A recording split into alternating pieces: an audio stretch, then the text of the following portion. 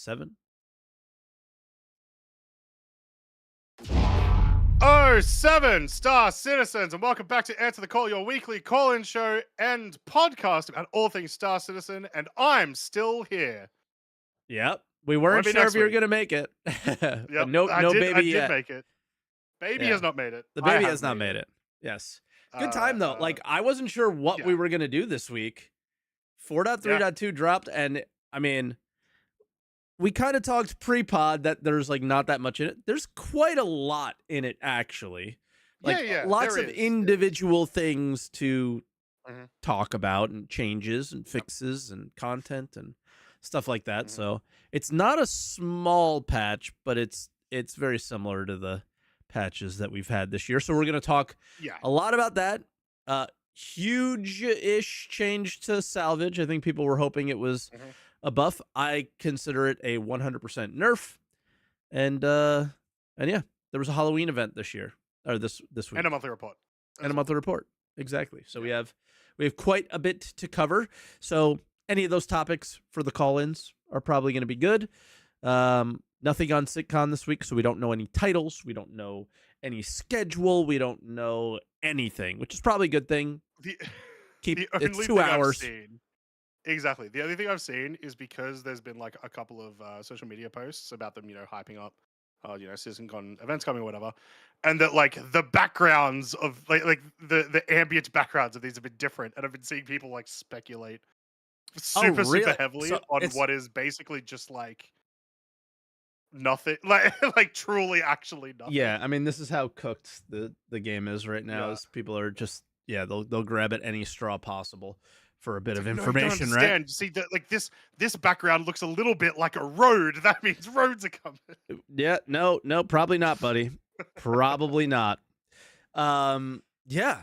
I don't what do you want to start with? Because there's a lot of directions we can go. You want to start with Halloween? It was like the early thing in the Yeah, week, let's do it. and it's kind of Let's do it. minor. Day of the Vara. The Day of the Vara is still to this day my favorite event ever made in Star Citizen. Mhm. The first Day of the Vara, of course. Um, this one's a little different. Some new paints. What did you think? We were kind of right that the Polaris paint was Halloween Yep. from last week. Do you like them? I do. Well, I do. The video and the like pictures do not do them justice, but the one on the Guardian looks really The nice, Guardian's the and they only did a good one, really I good job would with that one. say. Yeah. Yeah. The Polaris, it's like the smallest trim ever. Yeah, I Like saw a it's really super funny meme. disappointing.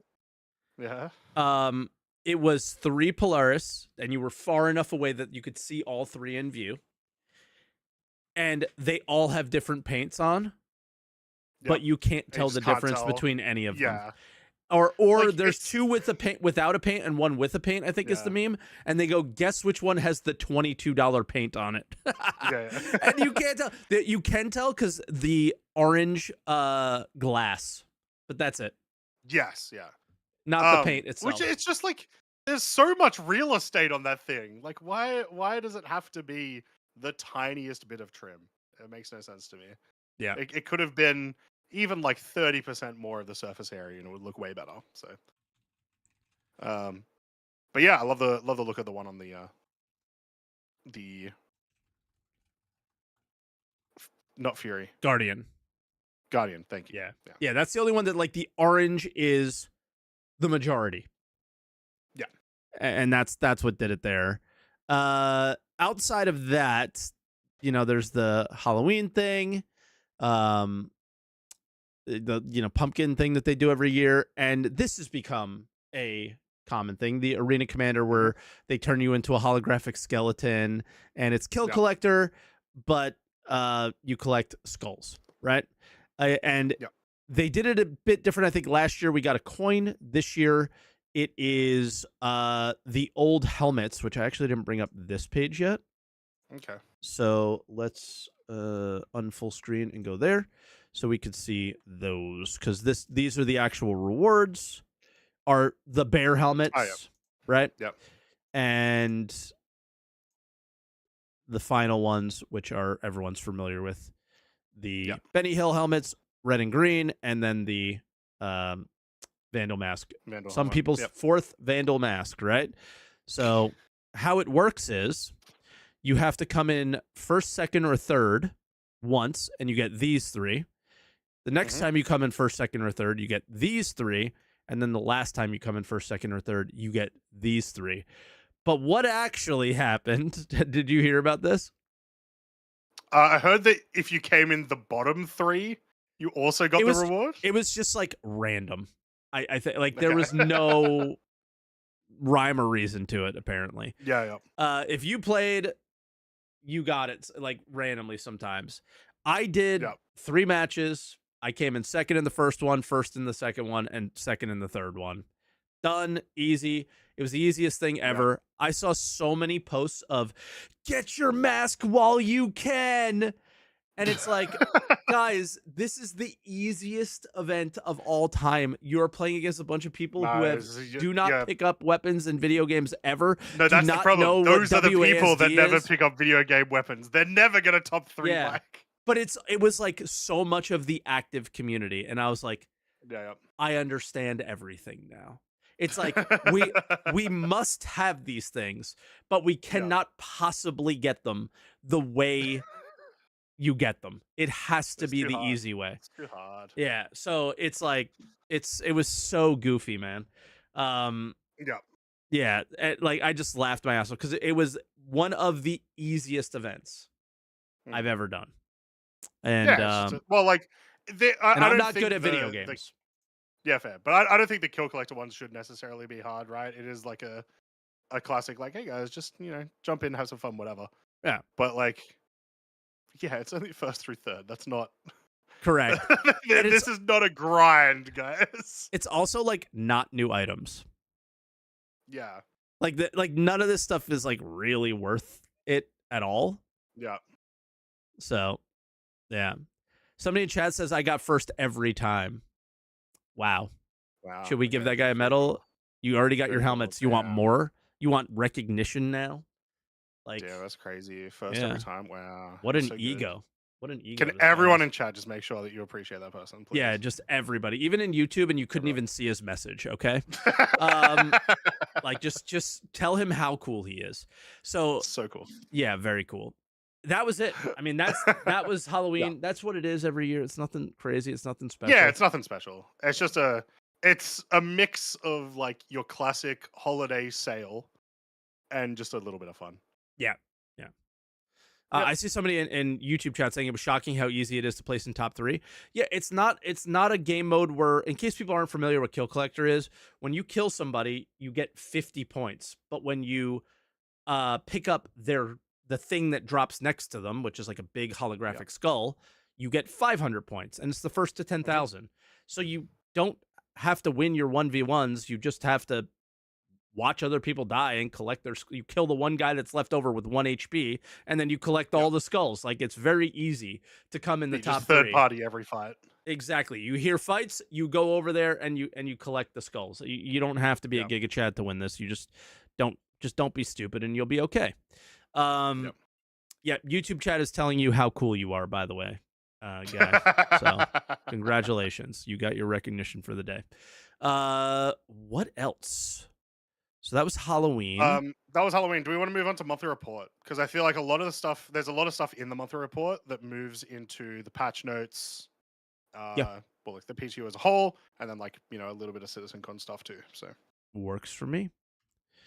I had some major copium with the monthly report. Yeah, people were mad at me. They thought I was like clickbaiting and stuff. I don't know what you want to start with. But for me, it's AI features. Okay, sure. It's the Rocketeer behavior. They're saying NPCs will use rocket launchers against people. I've seen this 20 times already. We still don't have them using rocket launchers. And they say like, they'll use the rocket launcher where appropriate and the pistol where appropriate. Yeah. Like, yeah. I don't know. I mean, like, look, I have felt like the AI has been a lot better in the last 12 months than it has before. But like, new complex behaviors, I just don't trust will work, Yeah, exactly. This, I think, the top thing AI content you could trust is Mhm. they talked about, in like the regen crisis, people were in the hospital complaining and stuff. They want Yeah, to do yeah, more of that, and I think that's great. yeah. It Yeah, it is. was, it added to the immersiveness of the world, like that. It Yep. made the world feel ever so slightly more alive. So more of that is Yeah. definitely not bad.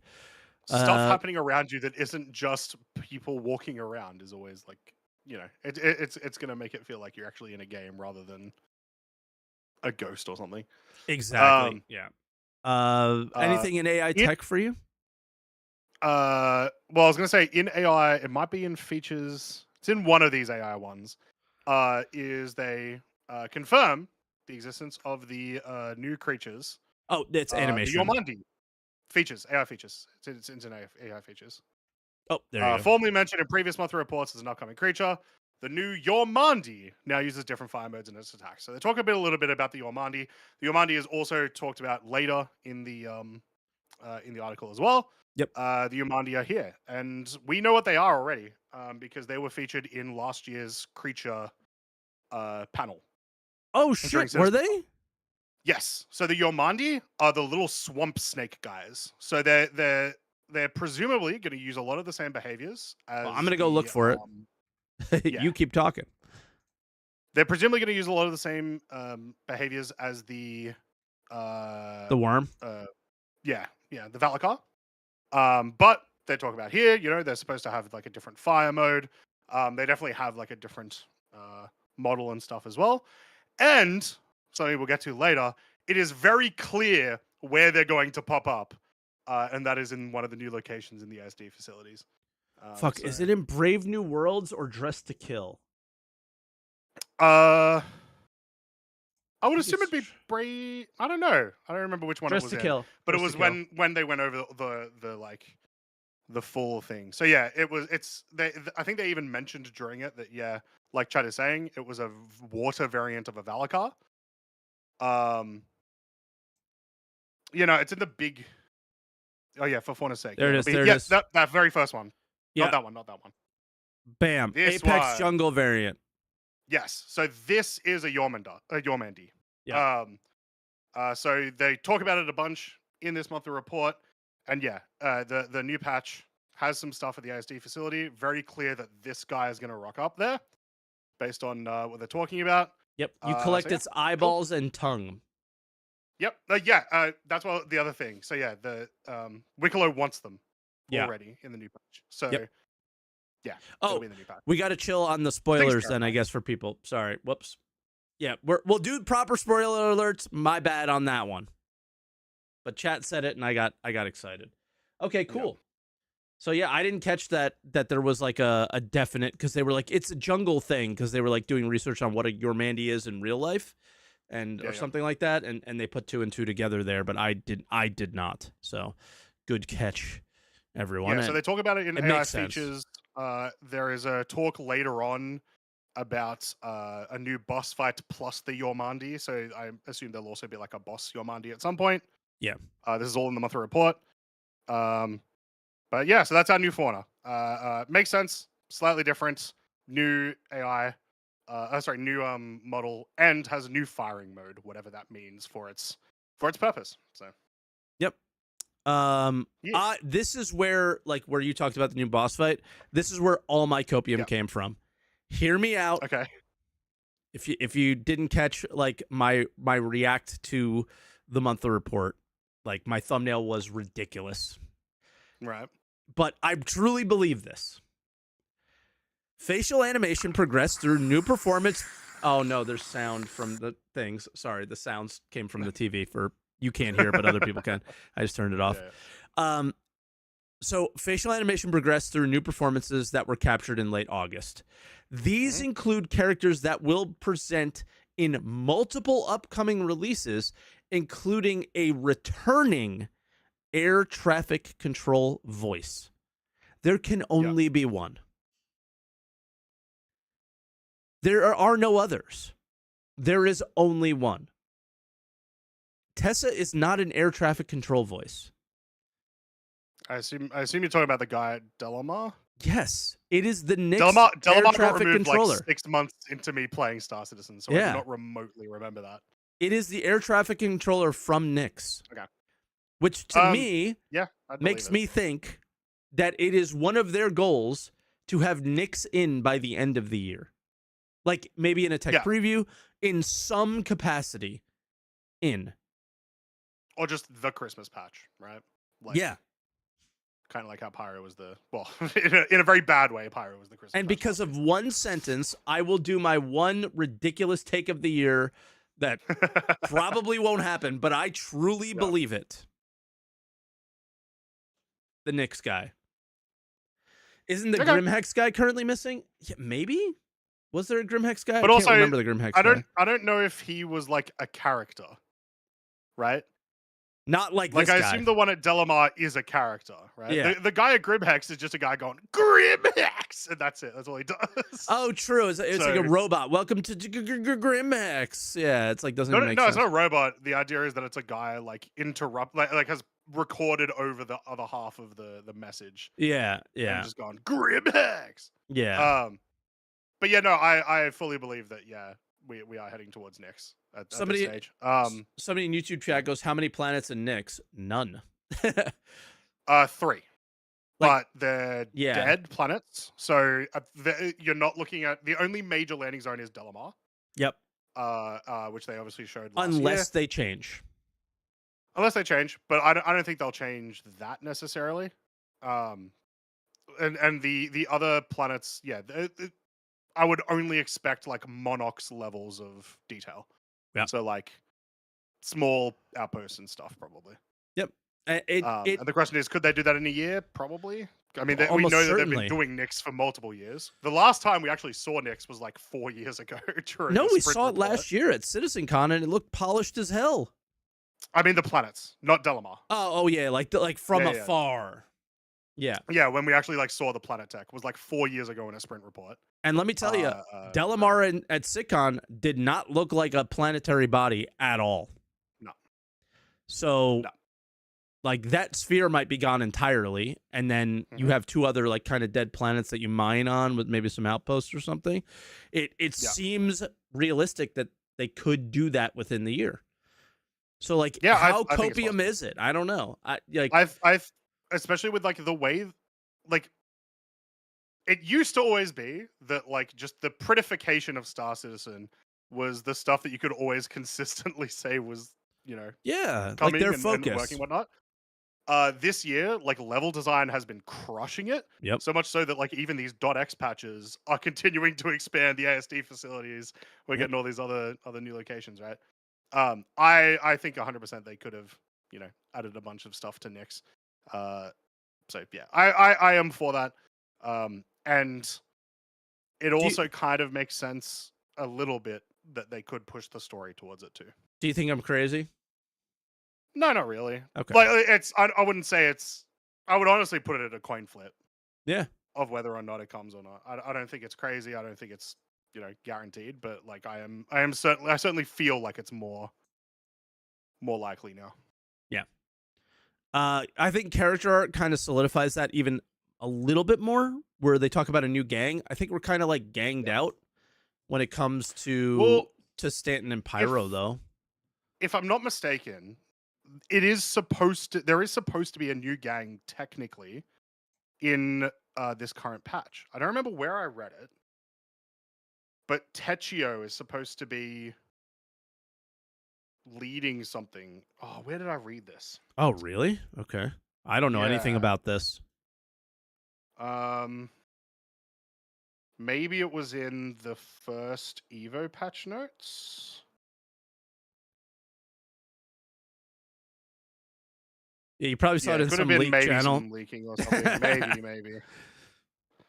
But either way, we know that there are a lot of factions still. So there still could be more coming to Stanton and Pyro. Yeah, exactly. How about this? Like Pyro is missing half of its gangs, so I've had enough of the gangs. Yeah. You bit over it. Yeah, I think so. It's just like we're always fighting some gang all the time. It's like, all right, let's let them have their territory and choose more, I guess, or choose a side or something. Which maybe this is what the I get event it. is. Like that's the point of pyro. The point of pyro is gang warfare. Yeah, and I guess So two isn't enough, and they're gonna get rid of the slicers, so yeah, maybe they need to fill in a third. Fair enough. possibly. Fair I enough. mean, yeah, like this patch is supposed to be the end of the Frontier Fighters storyline. Yep. And then we're kind of at a what's next, right? Like Regen Crisis has ended, according to them. It hasn't, but it's ended. It is definitely not. We'll talk more about it. Yeah. And then if the Frontier Fighters thing is like over as well, what's the next step, right? There's got to be another A plot. Yeah. So I'm getting the next thing we talk about ready. Ship stuff next. Ships. Yeah. Aurora's almost done. Yeah. Is what it sounds like. I'm It's sad. in the final stages. Why are you sad? Because they're gonna get rid of this. Not the struts. They talked about the MFD placements. And I was like, they're perfect. Yeah, but They're my favorite. This is my favorite in any ship. Really? Yep. Okay. By far my favorite. You can see below them, you can see above them. They're all in view. They don't distort like your view at all because below and above is completely clear, which is like what you need for ship combat. Like I love it. I love these. And they're going to change them, and it makes me so sad. Like get rid of the struts, fine. Yeah. But this But I mean if the struts go, then yeah, you need to mess around with the MFT. The MFT placements, they could be physically in the same spot. They're just like not attached to the strut or something. It might be okay. I hope so. Whatever they do, I really hope it stays. I love that. Sure. I love it. I love it. I love it. Hammerhead they're working on well. the Hammerhead. Yep. Cool. But that one's not close to finished. Paladin, which we expect to likely release with CitizenCon and be, I assume, this patch's ship, right? Potentially, yeah. Yeah. So we'll see if it makes that way. It says it progressed into level of detail 0, so no idea how far that actually means necessarily. Updated Aurora too, plus maybe the Aurora going back for sale at a higher price, perhaps. This possibly. Is the Mustang? Well, the Mustang's not updated. The Mustang at? Yeah, true. So fair. Hard to say. Yep. Hull B, the big white box. Yeah, I don't care about the Hull B. The one, I don't care. If it was the Hull E, maybe I'd care, just because I'm really excited to see a giant ship like that. But Hull B is probably my most anticipated ship in the backlog. Yeah, you mentioned this a couple of weeks ago. Yeah, man. And that's fair. Well into the white box phase, I would. It's not that large of a ship. Maybe it makes it to IAE, but at this rate, I'd say probably December. You just take the Hull A and you go like this. Like how fucking hard could that be? You're just in your editor and you just elongate. You just go like this in Photoshop. What? In Photoshop, true. Yeah. Easy. But yeah, I would say that probably won't make it to IAE. Although it depends. It depends because like you aren't wrong that it should theoretically be a lot faster than some other stuff. It's in white box. Like that's tough. But once they start saying LOD 0, right? It goes white box, level of detail 0, and then it releases, right? So I don't know. Yeah, I don't know, but I would say it's hard for it to make it to IAE. Yeah. But then the next thing, Ironclad approaching white box gate review is kind of huge too. Like this is going a lot faster than I thought it would. Maybe it's because it is kind of just like it's giant. But it's just a shoebox. Yeah. Yeah. It doesn't have a lot in it. But there's still a lot of detail in there, right? There's still a lot of detail around it. So I'm a bit surprised by that. Okay, I lied. Probably the Ironclad is my most anticipated, but like I feel like I would use the B way more than I would use the Ironclad. Yeah. So. But yeah, that's making me think that's within like 6 months maybe. Where that's at. Yeah. They talk about the unannounced vehicles, which they always talk about. I'm looking for the really big news. People keep talking about like Vandal Stinger, things like there's stuff that's out there about, there's Vandal ships that are coming. They've done some Vandal updates on the current ships, stuff like that. So the next paragraph, the one right above the picture, about a variant of a popular recent release. If they mean popular before it was released, it's an Apollo variant. If they mean after, it's a Wolf variant. Yeah. Yeah. Exactly. And the Wolf got nerfed in 4.3.2. Mm-hmm.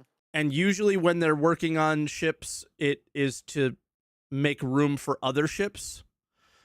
So same thing with FPS weapons. Lots of things were happening there. The Custodian seems like it might be back a little bit.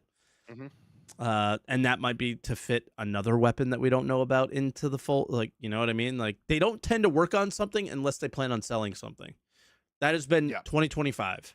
So it's best to look at what are they working on, because they're trying to fit something in there. So when we talk about Salvage, one of the ships here is likely that RSI intro Salvager that they showed a while ago, probably, because they wouldn't work on Salvage unless they needed a ship to sell, is my guess. Yeah. But they then talk about the Apollo, because obviously it came out last month. Yep. They then talk about the Perseus, which is almost certainly the big ship that's going to release during IAE. Yeah. And then surprising. they talk about the Kraken.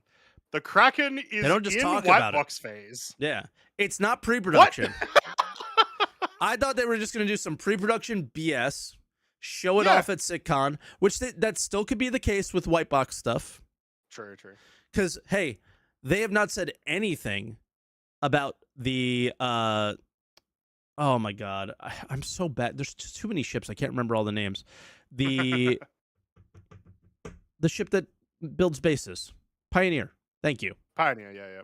They said nothing about that. They did 2-3 months ago, but it was like in regards to like reconcepting. Yeah, it was like continued work that they were already doing like last year. Yeah, but that's a ship that they definitely plan on like finishing. Yeah, is my guess. But yeah, so it is a bit of surprise. My feelings on it are, I would melt my whole account to have one of these.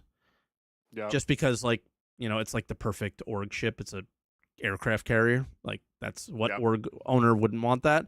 And the other thing is, it's a big ship to get out of the way to open up room for the type of ships that most people would fly, right? So get these out of there. It's a very popular capital ship. Like, when people talk to me about, you know, what their final ship is, or like what their goal ship is, I hear a lot more Krakens than I hear Idrises, you know? Yeah, or because like of the external pads, I think. It's just more realistic. It's a lot cooler of a multiplayer ship in a lot of ways, at least in concept. Yeah, less military, so it opens up the imagination of more players, I think, in the game. Mm-hmm. Right? Yeah, and then with the work that they're doing with the Ironclad, I assume a lot of that carries over, which is one of the reasons why they're doing this too. Yep. So yeah, kind of crazy. Yeah. Community, I always just skip right past it because it's just random get together type stuff. Mm-hmm. Core gameplay, pretty light, I assume, because of Citizen Con. Yeah. Engineering play feedback, play test mentioned one day. But Jared kind of told us what the steps are, right? If we don't have the Vulcan test going live, then don't even bother thinking about engineering. I'm sure we'll see it at CitizenCon though. Yep. But yeah. More talking about the vehicle command module. Yep. As well, which is sweet. AI can do control surfaces in Atmo. And inventory rework. Because they were supposed to, you would hope they can. Otherwise, they're doing some weird stuff. Yeah, this is interesting. I just expect it to fail miserably because they have let me down so much. The economy team began the month exploring on how to make players' impact on freelancing, commodity trading more impactful and longer lasting. In the process, they adjusted offer and demand at some locations while tuning profits to fit the current level of the economy. So I think the expectation here means they're not going to change anything with cargo hauling missions, but they're going to try and make profit margins higher in the like I buy commodities and sell them somewhere else, but that Yeah. always comes with risk. So why would anybody do it? So yeah, Yeah. I would also I hope don't get they this. mention longer lasting. What I would hope that actually means is like I want to be able to speculate Yeah. on Yep. on cargo, right? I've I want to always wanted buy to. a ton of titanium and sit on it for a month and then sell when it's high or whatever. I But the want the problem, ability to do that. like, I don't want to go on a rant, but like the problem is like what about the game gives you the information to speculate, right? Like if you have Well, Tony yeah, Z in the that's the background thing. doing all this They dumb shit. introduced they introduced a mechanic for that to exist in the journal years ago Yep. with the commodity price alerts, and they would change based on what people bought and sold.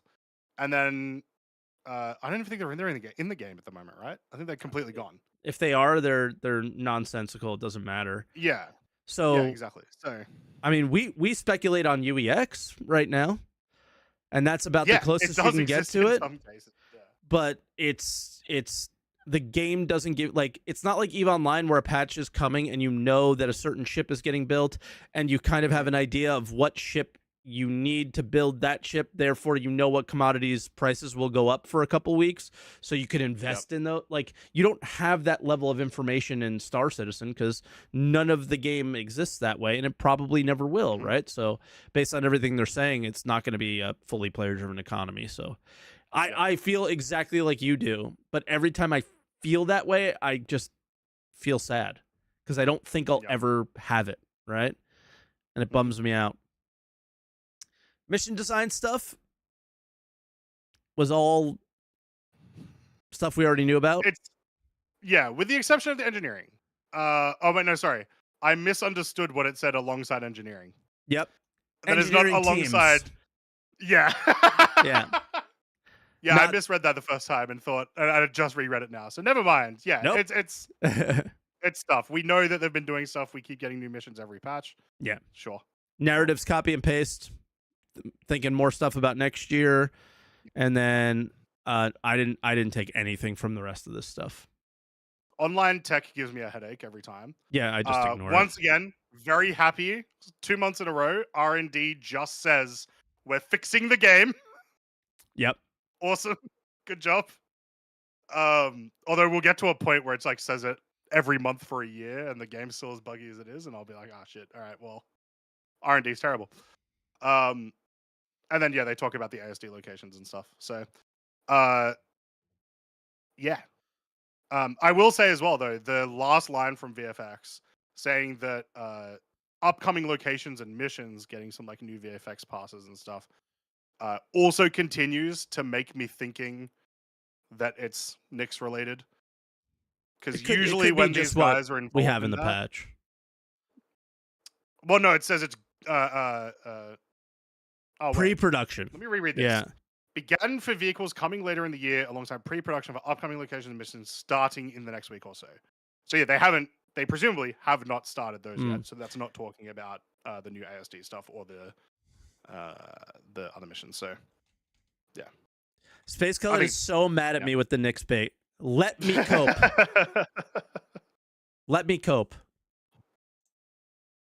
Sorry. Yeah, that was the monthly report. As you would expect, a lot lighter because CitizenCon is literally next week. So stuff that isn't in there will probably be shown there. Yep. Quickly, sneak peek was the image of a turret that we should have had in 4.3.0 and we still don't have and is not in 4.3.2 right now. Yeah. But we're going to keep talking about it, CIG, for some reason. I don't know. Well, I was just going to say, I think these will come in some of these new ASD facility areas. They're not there now, though. Yeah, they're not there in the current patch. But there's like a lot of stuff in the current patch with ASD that's not working or not even, like, you can't get through and whatever. So, yeah. I don't know. We'll see. We shall see. What do you want to get into next? I guess the patch, right? Was there anything else other than the patch? No. Yeah. So yeah, the patch. Yeah, it's a .x patch for sure. I'm getting the video together. they're back an event. So the main part of this patch, at least from those shown us so far with the patch notes.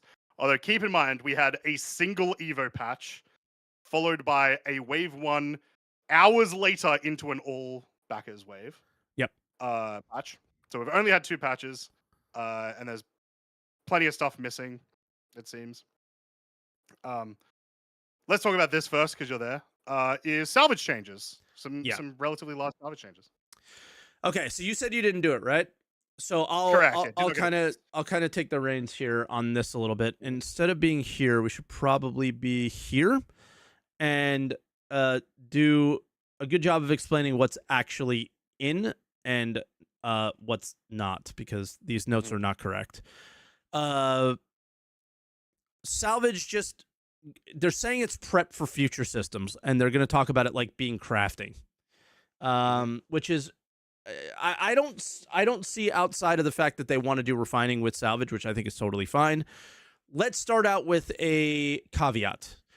Everybody is saying salvage is dead, but nobody did structural salvage in the first place. You always did RMC. RMC has remained unchanged because RMC is in a good place. CM is not in a good place. It never was. You were producing construction materials out of thin air, hundreds of SCU, incredibly easy with little to no effort. It was dumb, and it was valued at the price of barrel, which is refined barrel, not mined, refined. It was stupid, it was unbalanced, and it made no sense. They priced it that way just so you would do it, I guess. But from the beginning, that system was always bad, always had to change, always needed more. Structural salvage was never good. So to say it's dead, you were never doing it in the first place. Like, just stop. Yeah. Okay. They want this thing with quantity over quality from the Reclaimer. That is not the experience at all right now. We'll get to that. Okay. Vulture is the lone wolf balanced middle ground ship, which is more, it just feels like a mining ship in the case. This definitely happened where they increased the range of the field to fracture, disintegrate, and all that stuff. And they, you know, the sweet spots feel very much the same, even though they said they repositioned them. So I don't know how that works yet. The UI is still very bad in figuring out where one is. There was times where I couldn't find one at all, and it was goofy. 5 times speed differential. The Reclaimer is the fastest, and the Vulture and Fortune are very slow. Yep. Conversion rate. This is where it all breaks down for everyone, and I think people hate it. Okay. The Reclaimer, if you have 100 SCU of raw material, when you refine, you will get 20 SCU of construction materials. Okay. Okay? If you have... So 5 to 1 conversion. No. Or 1 to 20%. Whatever. Yeah, 20%. Yeah. Yeah, sorry. The Vulture is basically like a mining ship. If you have 10 SCU of material, you will get 8 SCU of refined material. Why are we doing this based off of ship is beyond me. I find it to be very weird, very immersion breaking, very odd, because, you know, when we go down to the bottom, they say this is not a placeholder. When you do crafting, it will you will get the materials of the ship. Why don't we just keep it that way and give random amounts of different materials based on the ship that you're refining? I guess that would have been too much work. Like Crimsonide said in chat, like the grinder in the Reclaimer means that you would get a different product. I don't know, man. It's a video game. And this is where I struggle. Is there's a specific material for the Reclaimer and there's a specific material for the Vulture, and it's like that's not what's going to happen when you do crafting, though. You're just going to get copper and tungsten. Why are you doing it now? And why are people in chat defending the decision when it doesn't make sense for the end game? It's weird. It was just a weird moment for me, and I don't get it. So I'd love to hear more about it, but I don't get it. Okay. Reclaimer gets a really big buff when it's aligned. You could feel it. Sweet spots and stuff. All right, material types. Powder, scraps, chunks. These don't exist. They do, but under a different name. Powder is construction material salvage. Right. And scraps are, or chunks, I don't know which one is which, is construction material rubble. And the other one doesn't exist. And they tell us that in the patch report later, that the other one just isn't in yet. Yeah. Okay, cool. So, yeah, does this mean, my assumption then would be, so does the Reclaimer only get chunks? The Reclaimer only gets powder. Sorry, yeah, lowest yield. Yeah. So it only gets... It just grinds everything up into a powder, is the idea, My brain would think the opposite. That the bigger ship would get the chunks, and the smaller ship would get the powder. My brain thinks you would get all three of these. Croncy's right? Yeah, for sure, but I'm using their like logic of what they were trying to say before, of like the conversion rates and stuff. And my brain is just like, I would have swapped those. Because how is Croncy it doesn't right? matter really. Hold on, Torsten is here saying you're right, but when I refine with the Reclaimer, I'm only getting 20%, so I'm getting the lowest yield. So it has to be powder. So it's supposed to be the other way.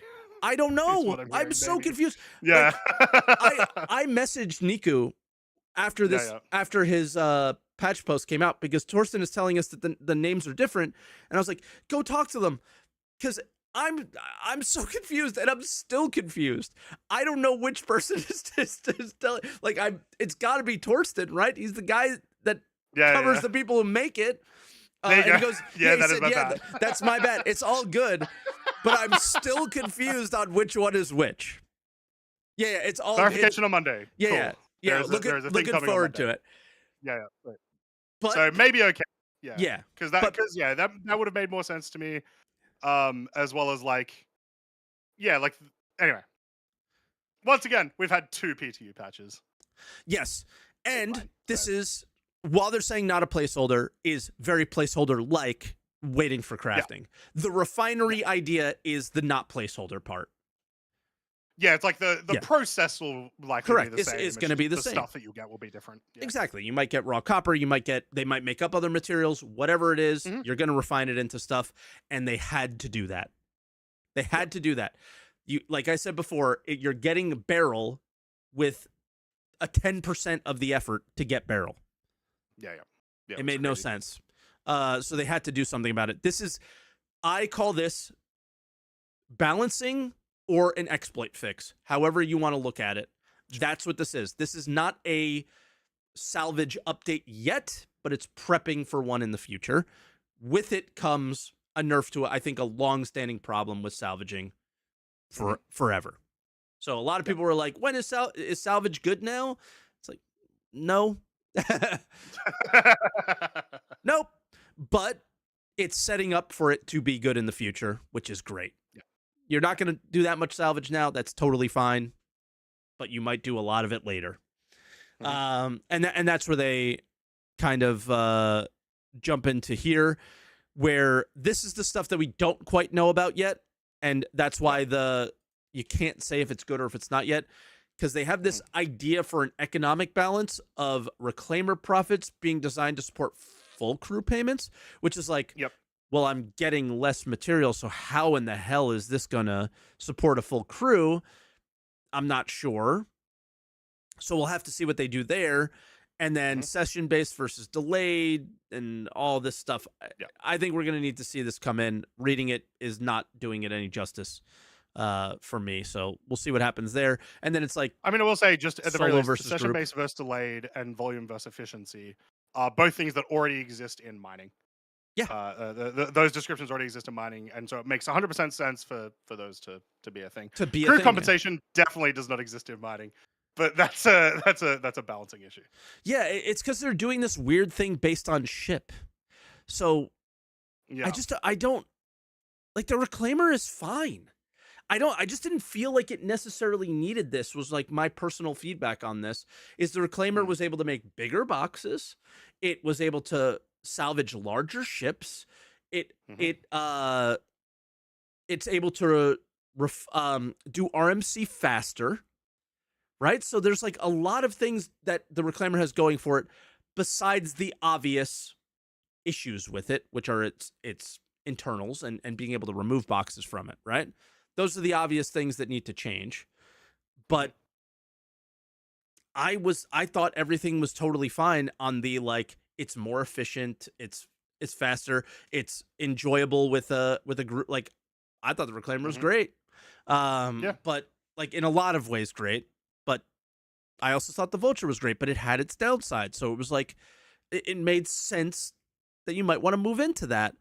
And now where they're like doing this separation thing, I'm like, what are we doing? I hope they don't do this long term for a lot of other ships. That's going to be really weird. Imagine if, I don't know, like the Mole was like creating different materials than the Prospector. It's just like, oh, you kind of mean odd, how right? the Rock creates different materials than the Prospector does? No, it's a power thing. That doesn't create them out of thin air. Like if I mine, if and I it's bring a different rocks and Prospector, stuff. Like it is different. yeah, like I can mine a rock mining rock with a Prospector, right? Like I can power it up and break it, and I get the same item. This is like a weird. It's not registering with me. It doesn't exist anywhere else in the game. Yeah, you can pick it up. You can go pick it up with your hands. Yeah, you got hands, Space Color. Yeah. Come on. I want to actually address a question from Twitch chat because I think it's relevant because some people might not know. Sure. Which is, what do they mean with support full crew payments? How would they track the crew? We don't know. So we don't know. We don't know, but it's what we do know is that they want to balance multi-crew ships so that everyone isn't just soloing random ships all the time. Correct. They want people to use those ships. So the idea is, Reclaimer profits designed to support full crew payments means theoretically, or should mean, if you have a group using a Reclaimer, that the balancing of what the Reclaimer can get works so that everyone doesn't just instead all go, like, if you got 6 people on the Reclaimer, they don't just go 6 Vultures instead type thing. There needs to be a purpose for it, and usually that's going to come in, your UEC, how you actually get them. Or their idea is this like this low yield material that doesn't give you that much. You have to make so much of it that if you're solo, the time that it's taking to go from chair to thing breaks that chain, and then if you actually crew the ship, it will even out a lot more, probably, right? Like if somebody there's a lot is of piloting stuff to balance, and you're constantly moving and you're constantly salvaging and all that stuff, then it'll work. Yeah, there's a lot of different stuff to balance, but the goal is just to make it so that people aren't solo reclaimering, and like I think that's the goal. And then future, like they said, current system is not a placeholder, but it like is, but it's not, and it's a foundation. Well, that's for the thing. It's because the crafting. system is a placeholder. It's like the parts of it kind of are. Yep. Refinery processing times and quality retention mechanics will remain consistent. I'm not sure. Oh, like in the future when they're done. And then chunks will retain material quality better than powder, affecting refining times. It's like, all right, I think this is all, material quality and all this stuff like doesn't exist in the game really at the moment. So when it does, well, I think that one specifically is them mentioning chunks are like once again, I haven't been in there to check, but it sounds like you have. Chunks are a better quality than powder, straight up, because you get more yield. Yeah. So that's what they're saying. That will stay, I guess. And then chunks are actually rubble. Is there or something? Yeah. So we'll find out. It's like it's so confusing. But yeah, we'll get it. Yeah. Best. Oh yeah, I didn't get to do this. Someone told me to ever? use a tractor beam. What happened? It's amazing. So I'll go full screen with us for a second and try and find me using it. Yesterday on stream, it is pretty freaking good, dude. The basically they made all their money for the Atlas at this point, and they don't feel they need to nerf the handheld tractor beams anymore. And like no joke, like that has to be like the timing of it has to be real. But it's gonna take me a minute because it was an 8-hour stream to find the Mm. thing, but it is super. Okay, I got it. I got it. I got it. It's super duper snappy and really fast, and you could spin it, and you could. Oh my god, it's amazing. So Okay. it's it's it's like having an atlas, but you can control it yourself. Is the Okay. best way to describe it. It's really really fast. Like this is an 8 SCU box. Hmm. And I don't know why I switched right to that, but it's and like this doesn't give it that much. And I walk with it. I Yeah, did yeah, it yeah. No, better. that is no. Like, I have tractor beamed a lot. That feel like that looks better. It is definitely better, but Yeah, there are much better better examples. examples Yeah. that I had when I was in the Vulture. It's just a matter of finding it, unfortunately. This might be it. Yeah, this might be it. Because then I was using the small handheld, and it Yeah. was. Oh yeah, I think this is it. Oh, the memes in the background. I shouldn't have moved around. It's all right. Look, Yeah, I trust you. The it's the hard to first one you find. showed did a lot more than I think you realize. Because like, yeah, it that looked a lot faster. It didn't seem like a lot of the times in live, if I'm using the tractor Here's beam what we'll right now, I do. feel like I'm waiting for it a lot of the time when I'm moving. But it seemed a lot snappier. I got you. It just will probably Okay. glitch. Like it'll probably Yeah, yeah. stutter. Hopefully it doesn't, but this is the actual yeah, like it's stuttering already, but you'll get a sense for just how snappy and speedy everything is. I hope. Like look at Yeah, yeah. and then it like fades off right away, but Yeah. you'll get a better sense here Mhm. as I start messing with it and like distance and it's just very Yeah. very like it is the best update in the patch by far. It's Mhm. so good, even though it's stuttering. That's why I didn't want to use this video. I wanted to find it in the That's live stream. super fast. Right? That's crazy fast. Yeah. Like I lost Yeah, control sweet. of it. It was so fast. So it's a Yeah. really good thing. And like with the I used that 8 SCU box to put it on the Hole at some point, Mhm. and I did swap between the two and spin. And the rotation with the just like multi-tool was slow. And then I Yep. used the rotation on the dedicated one and it was fast and it was like Mhm. this feels right. Like they properly Yeah. play tested it. They really took some feedback and very happy with the change to those. Like Yeah, sweet. definitely best part of the patch for me. And now that you've said the best part of the patch, the main part of the patch, which is sort of what it's for, is the event, which Yeah. I forget what they're calling it, but it's Fight for basically Pyro still, um, I think. it's fun. Well, it has a specific name. Oh, I don't I'll look. think. I'll look. I have it. This is the end of a Frontier Fighters finale. I think is just all it's called, so it might get a proper name later. Hmm. Um, this is basically the cargo event we did 2 months ago, but the missions are more combat based. Like they're Hunt all pretty much Frontier combat based, Fighters. except for yeah, yeah, Hunt Frontier Fighters. Yeah. They're all combat based with the exception of one, I think, which is like a missing persons mission. Um, it is reused mission types, just with like some small twists and stuff here and there. Yep.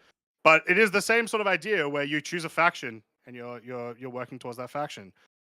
I Let me explain it first how it works, which is so there's multiple weeks where missions will unlock each week. Yep. That is the phase. So the missions of the appropriate week apply to that phase of progression, which we assume, but have no idea yet, that the reward, like you'll get a reward based on your phase. Yeah. We just completion. don't know what the rewards are. Yeah. But so what that means is if like you're doing the week one missions, that'll only apply to phase one, but it will apply to the overall regardless. And then if you're doing week two missions and so on. I I really liked this idea that they did it last time, with the exception of once again them revealing the numbers of who's winning. And it might be okay because the main reason why I didn't like that last time is because there was a reward for if you chose that faction and that faction won. Yeah. If they don't do this here, it probably doesn't matter as much. Yeah, I hope they learned their lesson there and keep these kind of tight Yeah, for a little while. because I think it's okay as well to be like this faction is winning, but when you have it like they are winning by 50% or something, everyone will just jump into that faction, and then there's no chance of the other faction ever winning after that stage. Yeah. And I think that's a what's good going to point as well happen. from chat. We don't know if you can do both. Yeah, We do. We currently can. When I we take can currently, but we also have access to all the missions currently, yeah, and we don't know how the rewards are going to work. So like, there's that. There's like you can do all the missions, but you may only get rewarded for one of them. They haven't said anything about this yet. yeah. Except I think they want everyone to be able to collect the rewards. What do they champion? Playtime is higher than it's ever been. The player activity is really high. The amount of players logging in. If they allow you to do both, those numbers go up. When they this is not an indie studio anymore. This is a AAA company, and they sit in meetings and discuss stupid numbers like this that don't really matter at this stage because it's not like you have subscribers or anything like that, right? So that's what they're going for here. They are definitely going to allow you to do both, is my guess. Like, yeah, probably without question. And I hope so because I want to get all the skins, right? And then I get to choose. I don't care who wins. Yeah. I mean, I do. I don't want Citizens for Prosperity to win, like at all. I do not want Pyro to be bobified. I do not want Pyro to be happy and safe. And I wouldn't say CFP are happy and safe people, but they are certainly less piratey than the Headhunters. No, I want Pyro to be I'm probably going as dangerous as possible. That's my plan. Yeah, same. Because you have the two faction choices. You either have the faction that has essentially left the UEE because they don't like how buddy the UEE are with aliens, which is kind of cringe. Or you have the Headhunters who are just no holds barred pirates, which is a lot easier to be like, hell yeah, let's go. Yeah. Like this is the thing that Jared said in February that was, this will change the way Pyro looks forever. Like, you are deciding who's going to control the system is my guess. So yes, like, that's what I was going to say. Your choice, so I think, actually might matter here, guys. Yeah, the big reward for the last one was, it hasn't happened yet, but the jump point is going to be named after Hurston. Has it? Is it in the PTU? It has not been named, but I have exterior and interior has changed. I didn't know that. Do you want to see? But yeah, sure, 100%. Okay. And then so the see the Hurston kind of colors. Yeah. Okay, that's exterior, so that's minor, right? Yeah. Interior. Hey, it's the boy. Yeah. Oh, that's cool. It's the most like low effort doing of it, but it's there. It's something. And then the actual thing is supposed to be named after it as well. But that's I wanted more, but that's what we got. So they're gonna do something similar here. Yep.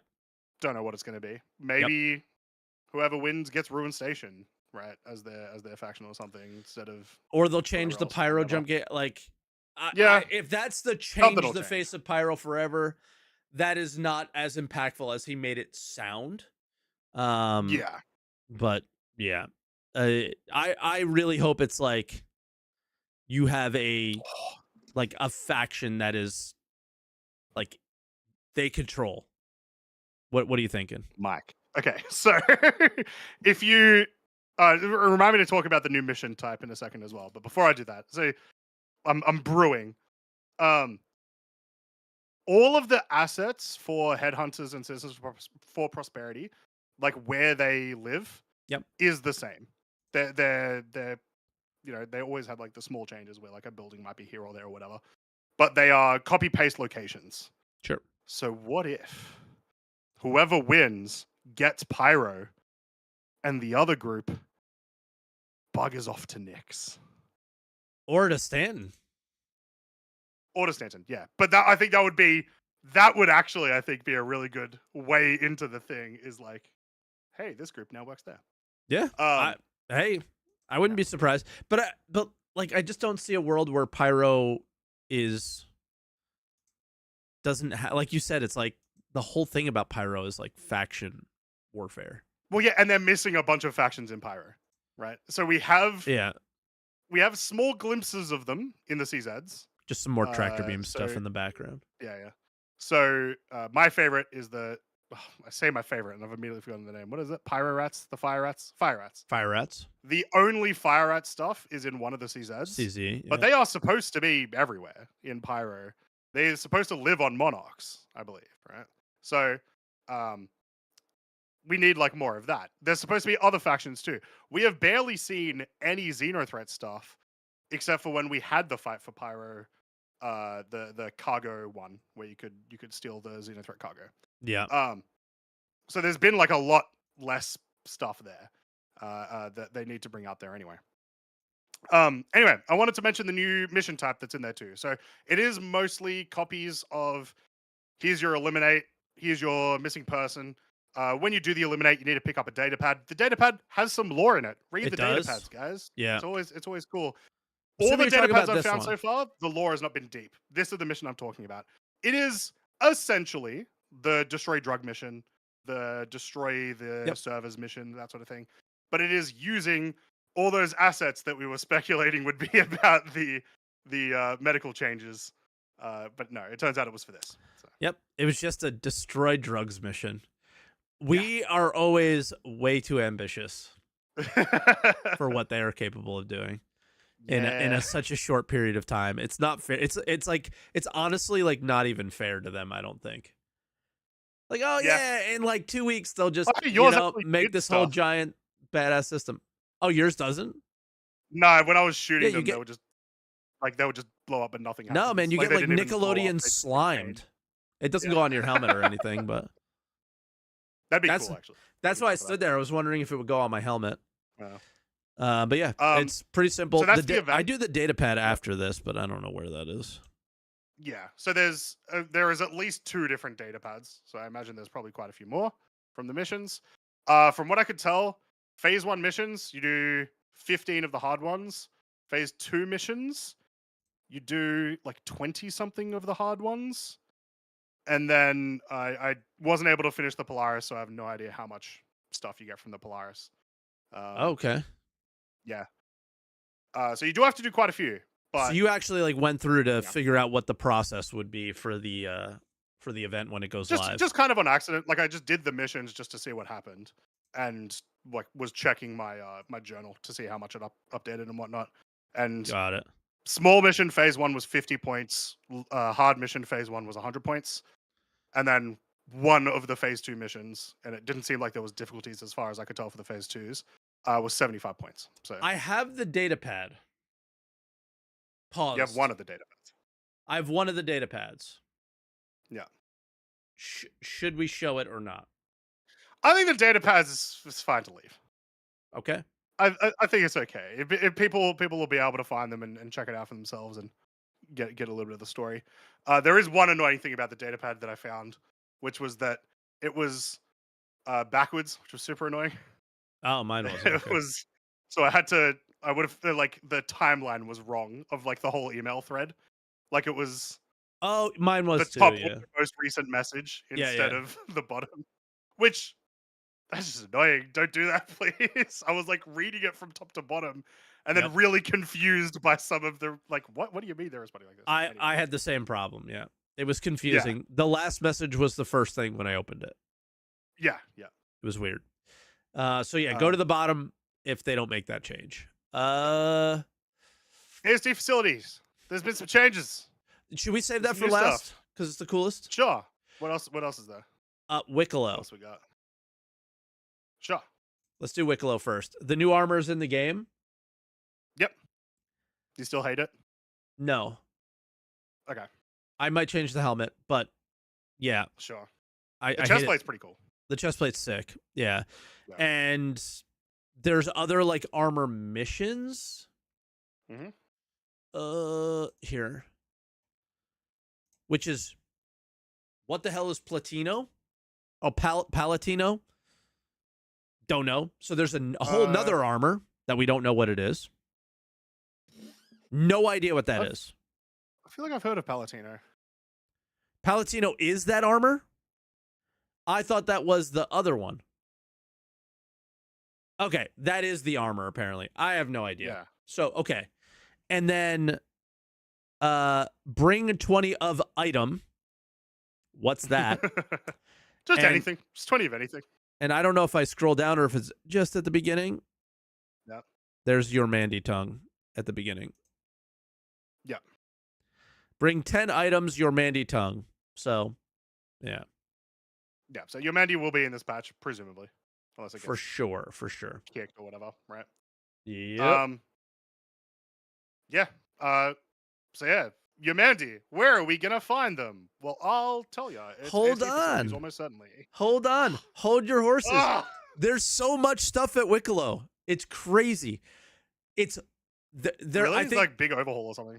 yeah, they're I think they're showing their hand now of what they want Wikelo to be, and it's not Sure. what it was.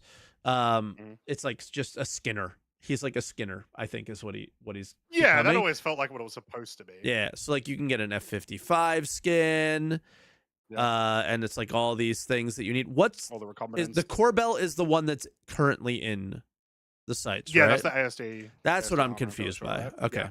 that's what I got Corbell's confused the by. ASD armor. So yeah, there's a Well, bunch the of just, heavy utility ASD armor. Yeah. yeah, bunch of FPS weapons. You can get a Karna now, so that's like a Coda gun. So yeah, there's a bunch of just you're skinning things. But yeah, there was something that you didn't let me get to. Are those binoculars? Yes, sir.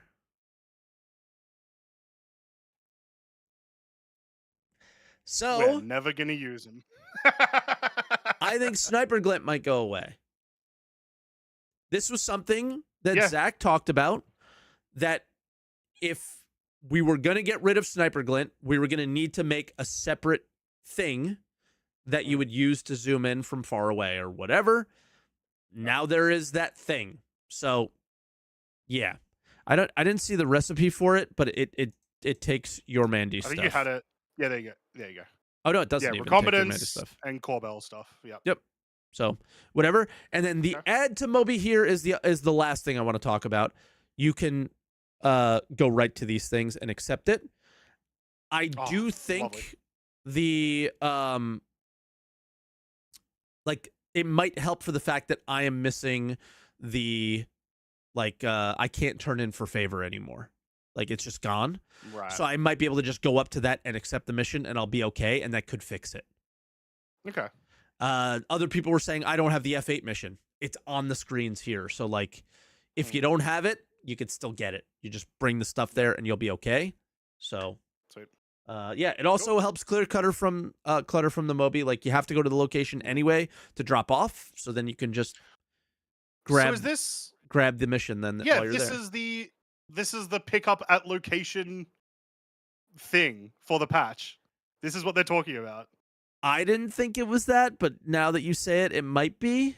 Right? Like, it makes sense. It's not what we wanted, but it's good. It's not what we wanted. No, that's not what I was thinking, but yeah, I guess it makes sense. I think that's what it is. It makes the most sense for sure. Sure. Yeah. Cool. Okay. Take the reins. All right. So ASD facilities. And this will be a bit of a spoiler for some people. And Mike might have gotten further than I did, but I got to the end. Far. So, two new locations at the ASD facilities. One is in the lobby. It's a little secret hidey hole that you can go down. And then there is a door with a code. I have no idea how to get the code, but there is a door with a code. Yeah, I will not be able to find that very well. Yes, I will. I'll let this play in the background, and yeah, you go down the main ASD elevator. There's something there now. We'll leave that to be figured out because I don't think anybody has it figured out at the moment. Yeah. Okay. And then the other one is in Site B. So once again, there's a bit spoilers for you guys. But if you have been doing the ASD facilities, you've been doing Site B. When you get to, there's that like long horizontal elevator that Here you go. takes you to the next section. Yep. You can jump off the side, And then there's a big cave entrance, huge cave entrance. So you go down that. It's a new location to investigate. Lots of cool assets and stuff around. Um, I'm being very careful because yeah. I fell off of this and got stuck in the collision. Nice. It took me 4 Well, tries to get to this cave, by the way. I had a lot of Mike's not the trouble. Mike's not the spelunker. He's No. not the spelunker. Look at how focused I am. Yeah. This was 8 hours into the stream. I was dead. So yeah, it goes down through this big little cave. What do you call it? Like network sort of. Yep.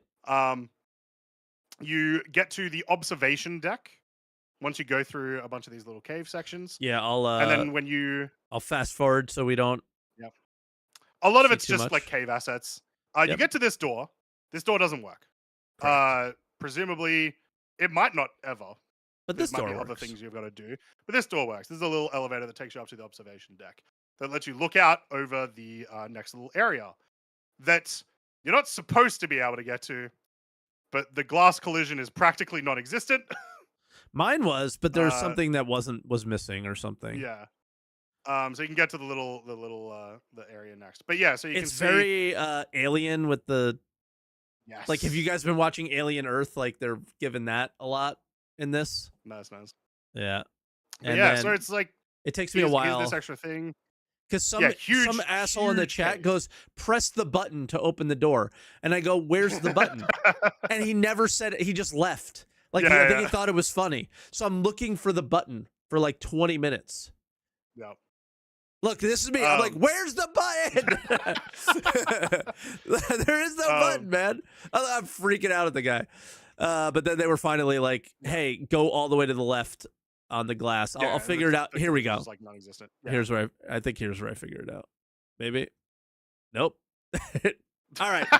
Here's where I figure it out. So you can get into this area. There's not much to do here, with a couple of exceptions because there's some cool things. First off, you would have noticed that little mini kind of freight elevator, whatever the hell it is, that's got some power stuff in it. You got all these little lakes. Where the Yormandi is water, I wonder what's gonna pop out of them. Yeah. So this is my assumption of where the Yormandi is. Yeah, so there's this little area here that has those like little plasma cells that you would have used at the start of the engineering section at the ASD facility. You got these big mining vehicle thingies that are very cool. I do not think they are coming to in-game for players. They look I a said lot that more looks like they're very robotic. polished, though. It looks back polished, of it but looks they pretty look polished. way more. They look way more like robotic vehicles to me, rather than like actually like piloted by a person. If that makes sense. And you got this little switch here. Yeah. A bunch of VFX go off. A bunch of sounds happen. And they're water sounds. Sound very wet. Yeah. So this is presumably where you'll start like a mini boss fight with the Yormandir. Yeah, so there's a thing happening here. On the far side, there is another one of those red doors that you saw earlier. Yep. Presumably no way to get in. And yeah, this is as far as I got. I assume the same for you, Mac? Yeah. Yep. This was it. Yeah. Oh, I jumped in the water. Did you jump in the water? Yeah. Okay. Yeah, of course. And insta-kill. I had to end there. Yeah, 100%. So outside of that, that's all I did. I do kind of like where the mining vehicles are. The enormous cavern that it opens into as well is very cool. So this will be interesting. Look, we need the Yormander tongues. This looks like where the Yormander will come from. Yep. So this is presumably going to be in this patch. It's obviously not ready yet, so we'll see if we get it with the next one or the following. But I imagine we'll probably see this by the end of the week. Yeah, I not well the the patch end of necessarily, but like this content. Yeah, and the end of the week, sitcon. Yeah, fair. I don't know. Like they keep the one thing that we didn't talk about yet was that the flight playtest happened and it leaked instantly, and Yogi was pissed the fuck off. And like he talked about how like every time they do a build, they're spending all this time trying to hide things from us, which is so stupid at this point. Like it's just dumb. We find everything anyway. We get into these spots anyway. They get shown to everybody anyway. Um, like it's just silly at this point. But the like it's clear that they want to hide this as long as they possibly can. If it's not in yet, kind of thing. It's like they always do that now, and then they end up with a broken first patch like Hathor and stuff like that, and it's like, it's tough. So maybe by the end of the week, or maybe they hold it, because you have to assume this patch is coming out the end of October, right? All the patches have been like mid-month, so you're probably looking at a week or two before release. Yeah. So I think they'll either do it. I'm leaning more on like CitizenCon, 2, which would be right? insane, because It's like they live just put this now. out. Yeah, or it'll be, it's coming in a couple of days, that sort of thing. Yeah, like do you think they can get But it it's sort working of- and good before then? I don't know. Well, so that's the thing, right? So most of the content is reused, just Yeah. reskinned and stuff. That content is like the newest actual content, and they've been pretty good with all the ASD stuff. Is it new even with it, like we assume it's a That's worm, the thing, right? So it's yeah, a like worm. it clearly shares. It shares a lot of stuff, a lot of AI behaviors. It just has a couple of different things apparently. Yeah. The locations tend to be pretty good though. So I don't know. Like really, the only things that could maybe break. Well, anything could break, but the only things that I could see breaking are like some of the different, like the UI updates, and maybe Salvage completely busts itself because it's using this new system, and so there's like a couple of things in there maybe. Yeah, But I could see it. I'm gonna agree with Mandu in Twitch chat. He goes, "We're the testers. They get the most information when they release it to live. So just release everything to live and just let us test." Well, I don't necessarily agree with that, but I think it's that would be the worst. I think it's better to just put everything in the first PTU as best you can and get the most amount of time to fix that before live, because you're right. You are the tester, and the testers are dying for the information, right? And they're consuming it right away, and then give me the next thing. But the people who are like buying the game, finding the game on YouTube, I got recognized for the first time ever in public as a YouTuber streamer. The butcher at the grocery store was like, "I know you," and was like, "Yeah, I'm the guy who asked for eye round steak the other day because I wanted to make beef jerky." And he's like, "No, I know you." And it was like, "Whoa, that's crazy." He goes, "I was looking up Star Citizen." And I was like, "Yep." 10 and then years, your man, it finally happened. dropped, tagged. It's like, oh. Yeah, I was like, "Oh shit, it happened." Scary. But he was super cool.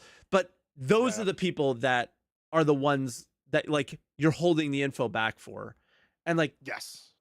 But they're not paying that close attention anyway. There is some info that it's not just game dev, but like movies, shows, and all that sort of stuff should hold back, and it usually is under NDA and whatnot. Yeah. This test is under I don't know. This sort of testing is like under a weird sort of umbrella of like, you're inviting so many people that it's gonna get out, no matter what. Are you talking about the flight stuff, or are you talking about the worm? Like, I'm talking about the Your Mandy, just to be clear. Oh, no. Yeah, I was talking about the flight stuff. I'm talking about the Your Mandy. Yeah, the Your Mandy stuff, whatever. Yeah. The flight stuff, I believe, I understand the problem because it happened with master modes, like we talked about last week. Yeah. Is people's opinions get skewed when, like, if it leaks out and Avenger 1 talks about it, or Virgil talks about it, or Space Cutlet talks about it, like the people who actually know ship combat, right? They start giving their opinions, and their opinions become our opinions because we don't know any better. And then all of a sudden, the feedback is A1's opinion and Virgil's opinion and Cutlet's opinion, and nowhere in between, because nobody's capable of forming their own opinions in 2025. Yeah. So things being held back that are that important to gather feedback on, yes. Yeah. If you want to know if the worm is bugged, they are deliberately uncooked too. Like they are supposed to be in a raw state so you can get as much info as possible. But like, yeah, the worm. Jam it. You've already showed us worms before. Just do it. Right? Exactly, right? Um, it does remind me because we did talk about this last week because we were talking about the this new process that they're doing where they're inviting specific players and whatnot, and we talked about how opinions will get influenced by Yep. all these people, and Yep. they will not do the thing at all, but then they'll just have that opinion. And someone, thank you for following the Answer the Call podcast, literally did that. And they said they did that and that their opinion was right. They Yep. literally said, you know what? You know what? Yeah, I didn't do the master modes test, but I knew 100% what. No, you didn't. You Yeah. didn't do the test. You Yeah. had no idea what's going on. Exactly. And there's somebody from your chat that's saying that's BS. They check flight time. I test flight on an alt because that's where I do combat or whatever. Okay. I misread your message actually. I thought he was saying something entirely different. Yeah. Like they Yeah, were checking people's feedback based on flight time. And it's like so they can like ignore that feedback. But I think it's a very real thing where people are influenced by other people's opinions. And 100%. then the mob happens and it's not a good thing for stuff like Yeah. we need flight to be good. Yeah. We don't need flight Did you know to be it's bad. a core part of the game? Crazy, Yeah. right? Like everybody should be doing their best to make that as good as possible. And when things like what happened with the original Master Modes test happen, it's not a good thing. So CIG trying to protect that, I get it. But yeah, here's how you do it. You invite people to your studio and you test and talk to them immediately while they're doing it. End of story. Local people from Manchester, bring them in, and you're never going to have anybody leak then. And guess what? You will still have people leak, and you will never know who it did it. So it's like it's okay, but like you'll actually get the feedback in real time at that moment, and that's the only way to protect it. So yeah, they're always going to have these problems. Yeah. But anyway, we've been talking far too long. Yeah, we can only get to a few callers today. Yeah, I think we've mostly covered everything that's happened this week. So we're going to get to callers. And if you want to call into the Answer the Call podcast, probably not today. But Not today. Time, make sure to go into the link in the description, head into the Discord, head into the green room. Or if you are on my stream, go !podcast for the link and do the same. Go into the green room. Yeah, let's get some callers. I am ready to bring in Sharxbyte. Sharxbyte, can you hear us? Yeah, I can hear you guys. Okay, cool. Howdy. He unmuted for a second, and I was like, "Oh, I hope he knows we're here." No, I had to pause the stream and then came back in. Yeah, you're good. Yeah, I did jump into it very quickly just then. Yeah, so I think what they were talking about as far as if we're going back to Salvage, where the Vulture and the Reclaimer are going to be getting like kind of different materials. So we have the 3 different tiers of materials. I don't remember what they're called other than the chunks and powder, and powder or whatever. Okay, so if the Vulture can't get the chunks, but the chunks are going to be higher quality and higher, like you get a better yield from them, then, but they also take longer to refine. That would be a way that I would do it. I think that's what they're kind of going for. But so the Vulture can gets get the better 2 yield. smaller ones. Right so now. the Vulture would be getting, I think the Vulture will probably be getting the rubble and the powder or whatever, the chunks or not the chunks, whatever 2 aren't the chunks. And you'll be getting a faster payout from it because you're getting smaller pieces they can refine faster. That's how I would do it. And then you can get the same materials, you just get a different yield for them. But yeah, I don't know. I haven't done a bunch of salvage in the PTU, but I did enough to see, okay, there's a little bit of a difference, and I kind of like where they're going with it, especially when we're going to be able to do the crafting thing. So I would assume, once again, I haven't done it, but based on just the post and the vibes, honestly, from what Torsten was saying, is it sounds like the intention of this is, right now you're getting chunks of salvage material, you're getting powder of salvage material, And then in the future, it's going to be you're getting chunks of copper, chunks of gold, powder of gold, whatever. And that's how that system is going to stay. That would make the most sense to me. That would make so much more sense in my brain. So, Torsten just said true. Thank you. Okay. That's what I needed to hear. That's all I needed to hear. It all makes sense now. Yeah, so the system is the qualities. So yes. The three qualities. But when the actual materials come in, it will be the quality, that, chunk quality of that material. That powder quality of that material. Yeah. Gotcha. Yeah. Okay, cool. Different process versions of that. Now I don't hate it. Well, except for the fact that the system might be wrong. But whatever. But I hate it. I don't hate it anymore. Like I was like, oh, it's not placeholder. Okay, I already recorded Week in Review, Torsten, so I apologize. Just dub over the little bit. Leave it in. Just edit a thing at the bottom that says, lol, haha, Torsten, get wrecked. I could actually record something quickly after the podcast and send it to the editor. So I think I'll do that. Yeah. Continue, Sharxbyte. Yeah, and then as far as the testing for the flight stuff goes, like obviously I'd love to be part of the test and whatever, but what I think that they should have done, and kind of like what we talked about last week, is change the letter a little bit, make it so that when people are getting different versions of the letter, you can tell who leaked it based on like what the wording is, and then when you get to the actual test, like if they made just tiny little tweaks to people's HUDs or UIs or whatever, then you could tell based on just a screenshot or whatever, like, oh, they have such and such UI, that means that they're this person. Sounds like a lot of work. Don't tell them that's how you figured it out. Yeah. But if you're trying to figure out who's leaking. Yeah, but it's also, that's the thing. It's a lot of work for like, it feels like CIG haven't taken their NDAs seriously as well, if that makes sense. At least in this regard. For a long with, time. Those sorts of patches. Yeah, they obviously care because they mention it. Like they, when in the past when they've mentioned like, leaks being harmful and stuff.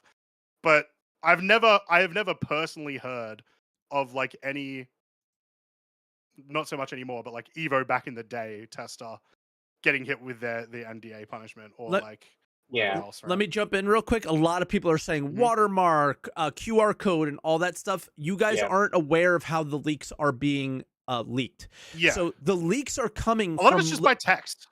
No. The video leaks is what I'm talking about. The video leaks are not necessarily coming from Evo testers that are leaking them. What's actually happening, or what has happened in the past, was people post IC reports on the issue council, and leakers are grabbing that data from the website, and you're seeing video of a legitimate playtester that posted a video on YouTube unlisted or whatever, and they got the link for it through gathering the data, and then they're sharing that video. So from a legitimate test, like that's what's been happening.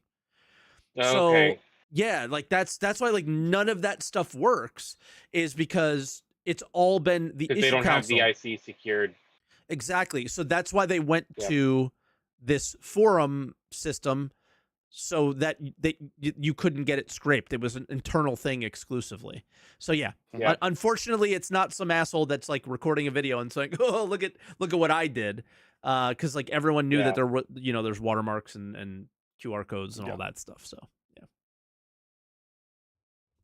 sorry. Well, that sucks. But yeah, I mean, if they're leaking the email stuff now, and they're leaking the private testing with the thing, I think that at least some of the watermark stuff might help. But it was always gonna happen. Yep.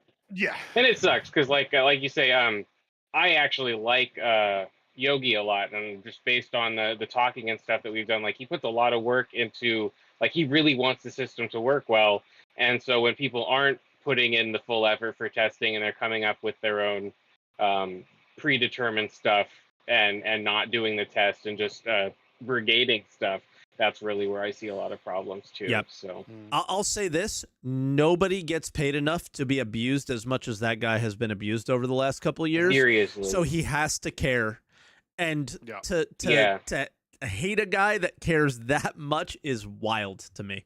To care, he cares as much, if not more, about the game than you do, because he's still here taking the abuse and posting and giving his thoughts and his feelings and about what he's doing right now. He's still one of the most active devs. It's like, man, to try and ruin that guy's work is that's a tough one dude, for me. Wish him the best. He's a great guy. I've met him in person. He's fantastic. Anyway, I'll give a couple other people. He's making the flight model that Chris wants. He's not necessarily making the flight model that he wants, I would guess, right? So, yeah. Well, I'll let someone else go. You guys have fun, and let's just hope that they give us the new Vandal models with this patch. Maybe there's lots of talk about the ships. We'll see. Yep. Fingers crossed. Okay, bye, you guys. Bye, Shark. Cheers, Shark. Have a good one. All right. I believe first time caller. I don't recognize the name, but they're from my Discord. The director. The director. Hey guys, how's it going? Good. Good.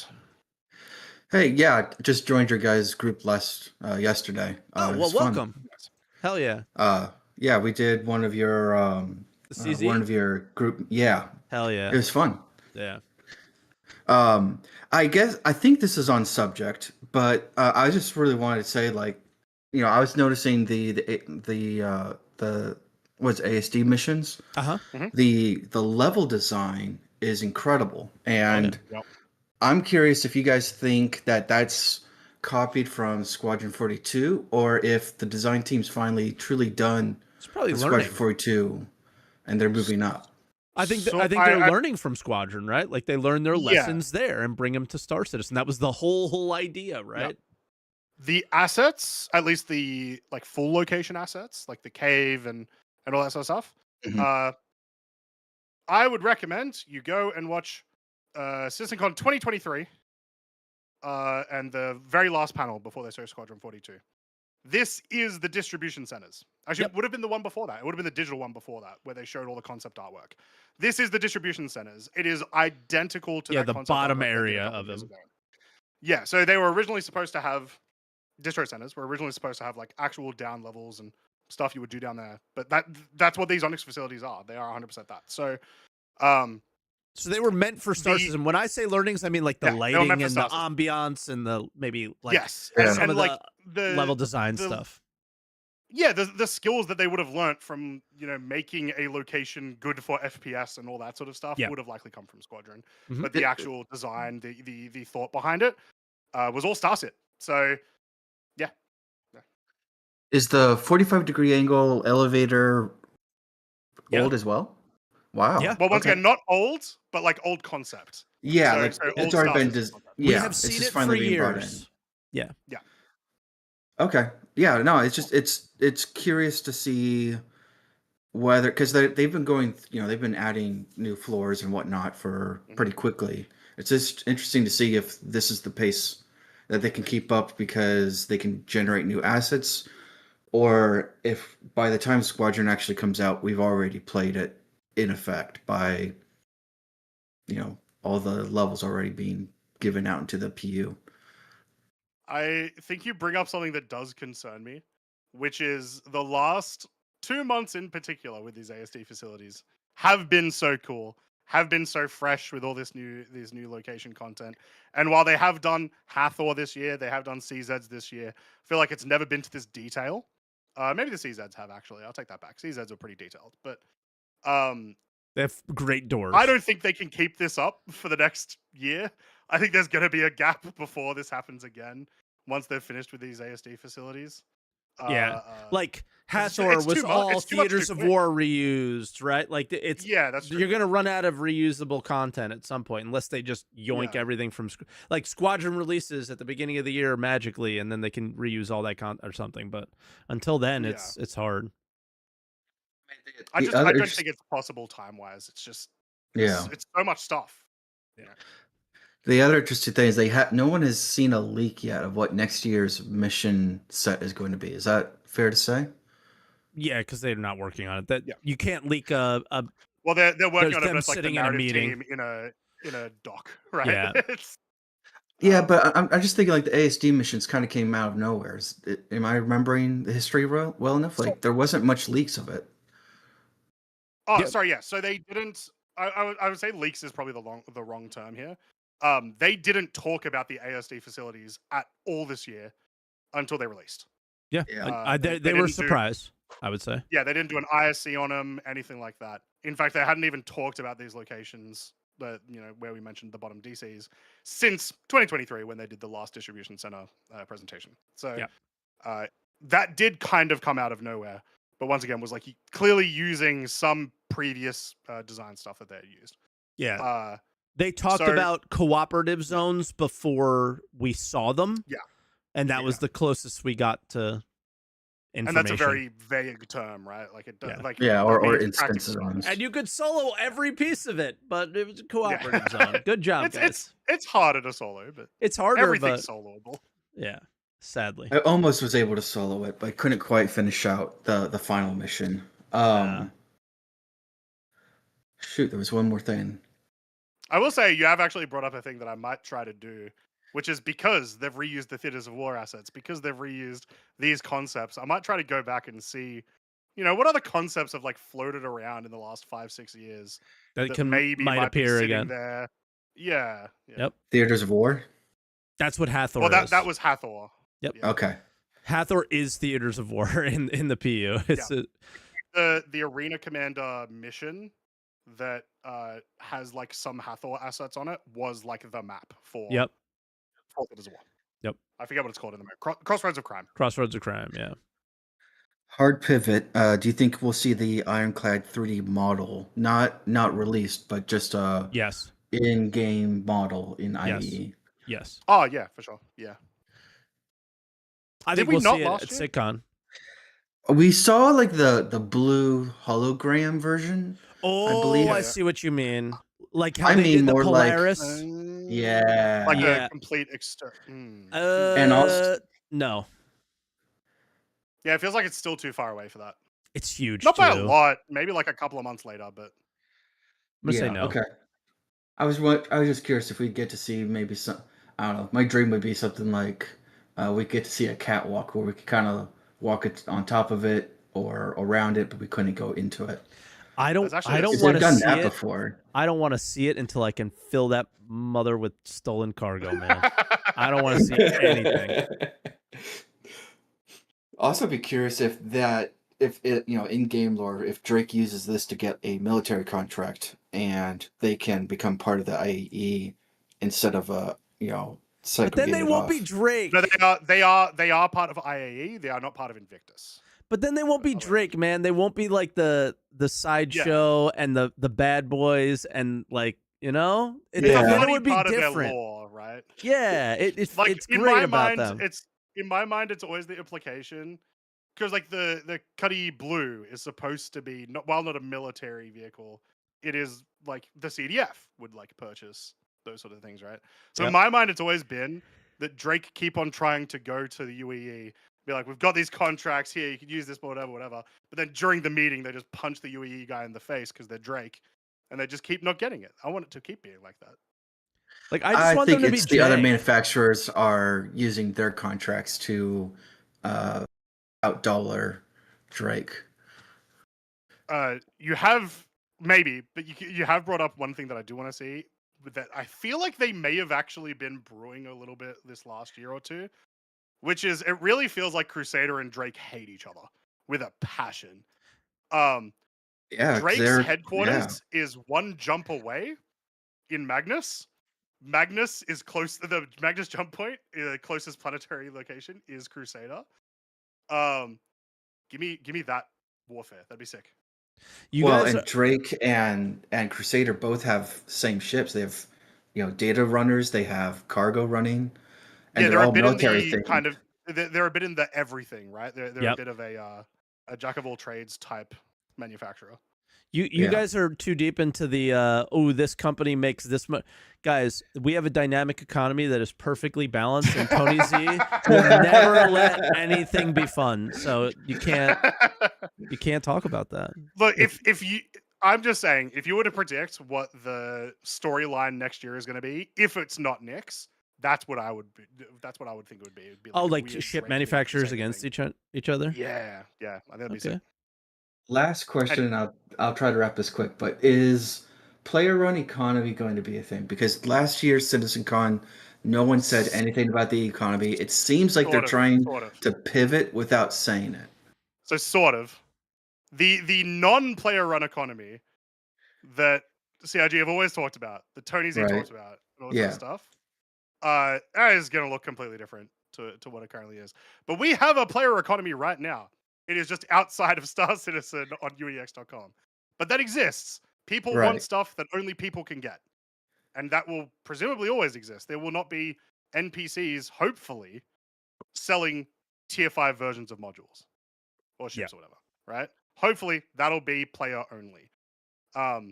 Because that's a cool dynamic. It works a lot in big MMOs. So but you're right, they didn't really talk about it that much. In last month's monthly report, the August monthly report, I believe they talked about just a player trading tool in general. I think it was a really vague line, if I remember correctly. With those things in the game, then you start to actually get a player economy, and then it doesn't really matter what you do elsewhere as long as there are things that only players can get. Yeah, but like I have my preference, and like guys, every week I watch a YouTube. I'm going on this guy's podcast, by the way. Every week I watch a YouTube video of a guy who like discusses the market in EVE Online. Nice. You know what I mean? Like I don't think you're ever gonna get that. I don't think you're ever gonna get it to that stage. No, but like, and it makes me sad because that is so cool, dude. Yeah, it is. But it's a very different why game. It's happening. Like EVE, even without the economy, EVE is still spreadsheet simulator. So it works very easily into that system, and I love it, obviously. But you can't do the exact same thing in Star Citizen, I don't think, without it being like too much. Like one of the reasons people don't play EVE is because the economy can be too daunting, because you can get scammed too easily. You can go to Jita, open up the trade, and just try to buy anything, and it's just data at your face the entire time, right? So that's what I did, and I instantly figured it out. I guess it was just like right up my alley. I don't know. Good. No, just about that. It just like fit. It just the bell went, or it fit your style. Light bulb went off, right? Yeah, but it is definitely not a EVE is not a game for everyone for a couple of reasons. That is one of the big ones. No, I still haven't figured out how to stream the game. Like it's hard to explain to people. It's hard. There's so many problems with it, obviously. But you'll never get a better economy. Ever. Yeah, what I want is I don't think you will ever get a better economy than EVE, especially because they've been doing it for 22 years, right? Yeah. Once again, as I've mentioned before, EVE have a lead economist in their dev team. Oh, that's not anymore. Crazy. Not anymore. They did. Oh, really? Yeah. Oh, rip. Yep. The economy's gone down the toilet. But still, they did. My thing would just be, I don't want EVE necessarily for Star Citizen, but I want the entire more game. Complex than World of Well, I'm saying specifically for the economy, I want more complex than your World of Warcrafts. More complex than... I know, I'm trying to think of other like big crafting MMOs, right? It's all of those. I like Albion. I like Albion. It's very, very simple. Very simple. But yeah, that would Albion is EVE Online but simplified as far as their crafting kind of goes, which is like the lowest level materials are in safe zones where you can't even be PvP'd as well. So like your iron and all that stuff, like if you want to mine that, you just mine it freely and you could just chill and enjoy the game. And yeah, you're not going to be like a bazillionaire or anything, but you get to have fun doing your thing that you want to do and nobody can bother you. And you could go up multiple levels from there and it's still good. But yeah. Enough non-Star Citizen talk, I guess. Yep. So we'll move on. So thank you very much, Director. Appreciate the call a ton. And welcome to the org. And yeah, thanks. Yeah, be good, man. Awesome. All right, have a good one. Bye now. All right. Jedi Metis is next, and then we got time for one more, I think. Jedi, can you hear us? Yes, I can hear you. Hello, Welcome, everyone. man. Hi, first time here, glad to be here. Yeah. First time. Okay. Nice try. Unfortunately, I was on a call, so I don't know if anybody mentioned any of the stuff I'm going to say. Okay. So, first, when it comes to salvaging, I really wish, and I don't know what the possibility of a medium salvaging ship, because we have small and we got ginormous. We need a medium. And I think, and something like 2-3 crew, A mole. Yeah. Now, the interesting thing though about when they released the Fortune, I thought that was going to be something medium size and thing. Me too. But also, I always found the small salvaging ship to be on the small side. When I say that is, I mean, when you look at industrial vehicles, they tend to be larger than normal. That's why the reclaimer is so big, because they have to have all this manufacturing stuff inside to do what it needs to do. So it tends to be a larger vessel. So I was surprised when I look at the Vulture when it first released. It's like, it's smaller than the Cutty Black. It's like, I disagree that the Vulture is small though. Like if you, because I get what you're saying, right? I just said, but like Aimless in chat said it's medium and it's got 12 SCU. I immediately responded to that in chat. Like in my mind, I'm like, what are the small ships? And it's the light fighters, and a Vulture's way bigger than light fighters. I think the size makes perfect sense, even within the context of what but you're going from fighter standpoints. You're going from let's go from cargo grid standpoints, right? Your smalls are like, dude, the Nomad is twice the size of the Vulture. That is a small cargo ship, right? Is it? The Nomad, 24 SCU. That's small. Oh, sure. No, I'm saying physical size, not necessarily cargo. But when we're talking about an industrial ship, it's like, what can it do? What's its capacity? That's where when you're describing size, that's what you're describing. And that's my opinion, that's obviously, right? So like, your medium cargo ships are like your 200 SCU cargo ships. Those are your mediums. So that's more of what I'm talking about, is like that 100 to 200 SCU range for a salvage ship. I assume that's what you mean, Jedi, but yeah. Okay. Well, it's a combination of that and also the physical size of it. So it's both in what I'm thinking. Yeah. Right. So that is just my thought on the whole salvaging thing. Now, you all talk about Wikelo. I would just say, just one more, which is the Vulture very clearly has inspirations from, real world industrial aesthetics and whatnot. EVE Online. And is basically a big combine harvester, right? Yeah. So I think the size is fine. What I would like to see, which goes with like the other half of what Mike was saying, is I would expect those kinds of vehicles to have way more like external cargo. Yeah. Just slap it on the side as you. That's why we thought the Fortune was going to be like that medium, because we thought, okay, it's got external. Like, how much are they going to let us slap on this baby? And it was 12 SCU, and it was just like, damn. Well, shit. Yeah. Okay. Yeah. Like, now, Wikelo. I've always been confused as to his purpose in the game, especially with all the shift, and where you said how you think they're shifting him to be more, skins and stuff like that. Because I'm wondering, it's like, okay, I grind out. Would we be able to grind out for Polaris once the game go live? I was like,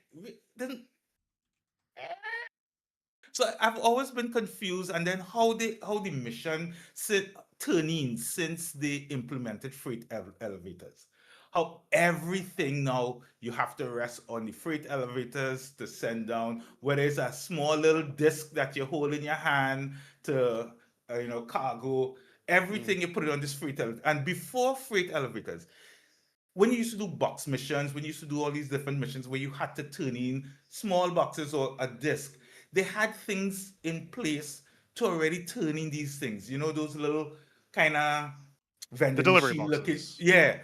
Why did never this included a vending machine like thing in the in your hangars. So for the small turn-ins, you slide in the disc, you put in the small box, and for the larger things, you use the freight elevator because the freight elevators glitch out. And right now, like with the ASD facilities, some people stuck because it keep glitching out when you're sending down that little disc down on the freight elevator. So I think I know why. Maybe. Do you remember what inventory looked like? Actual inventory looked like the day that freight elevators came out. That they very quickly turned back on and essentially turned it into the old system, but you press a button to access. Oh my It was a god. freight elevator. Yeah. It was a freight elevator. It was so bad. And so because it was using that system, you would assume the intention was likely that you would have put those small little things in that tiny freight elevator, and it would have done the same thing that the current ones do. But because it sucked, they also want to use the Amazon things, but they weren't getting them to work well, right? So like the ASD missions, they wanted you to turn in at the like the little Amazon delivery things instead of the freight elevator, but that didn't happen. So yeah. So I just assumed that it probably was going to be the case that changed and it would have been better, but because they had to turn it back because it sucked, that now it's different, right? And you're just gonna have to wait for a new inventory system till you can start putting mission stuff in there again, and hopefully it working. Yeah. So, now, the last two things I want to talk about is something on a completely different thing. I think because one of the things I encounter from time to time, especially now that we have server mesh and you have more people on a server with the shards and stuff, going to the shops and people there line up already interacted with it, so you can't use it until there. I think it should have a generic shop app on the Mobi Glass, 100%. but it only works while you're inside the physical dimensions of the shop. So when you get inside there, say the terminals, they still have the terminals, but the terminals in use because you just pull up your Mobi Glass, and when you hit shop, that shop you're physically in, it connects to, you could say it connects to their Wi-Fi or whatever, and pulls up the inventory, and boom, and then so once you step outside, if you pull up the shop app, it's like can't connect to anything. So I'm gonna one up you. I think you should be able to buy from anywhere within maybe the planetary body or the system if you're near it, but then you still have to physically go and pick it up. Yeah, it's delivered to a location. Yeah. Like I buy it, it's in my freight elevator when I get there. Well, yeah, but as I said, this way, you don't have to do a whole lot more coding. Trust me, bro. You want to do something like that? Like they want to do a thing where you could search to see what people are selling. If you have a system where somebody looks at an app and then has to fly 10 minutes to go buy that thing, the amount of times that thing will already be sold after you've wasted 10 minutes is going to happen way too many times. So you need to be able to buy it. It's yours. And then you can go, you still have to physically go pick it up. Yeah. So they keep that physical nature that they want to have without making the player upset.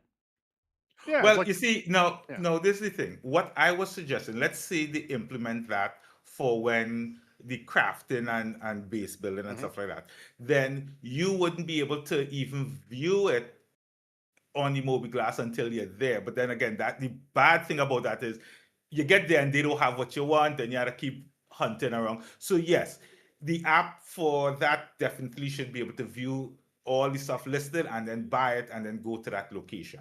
But I'm talking about the shops on the station, the shops in the cities.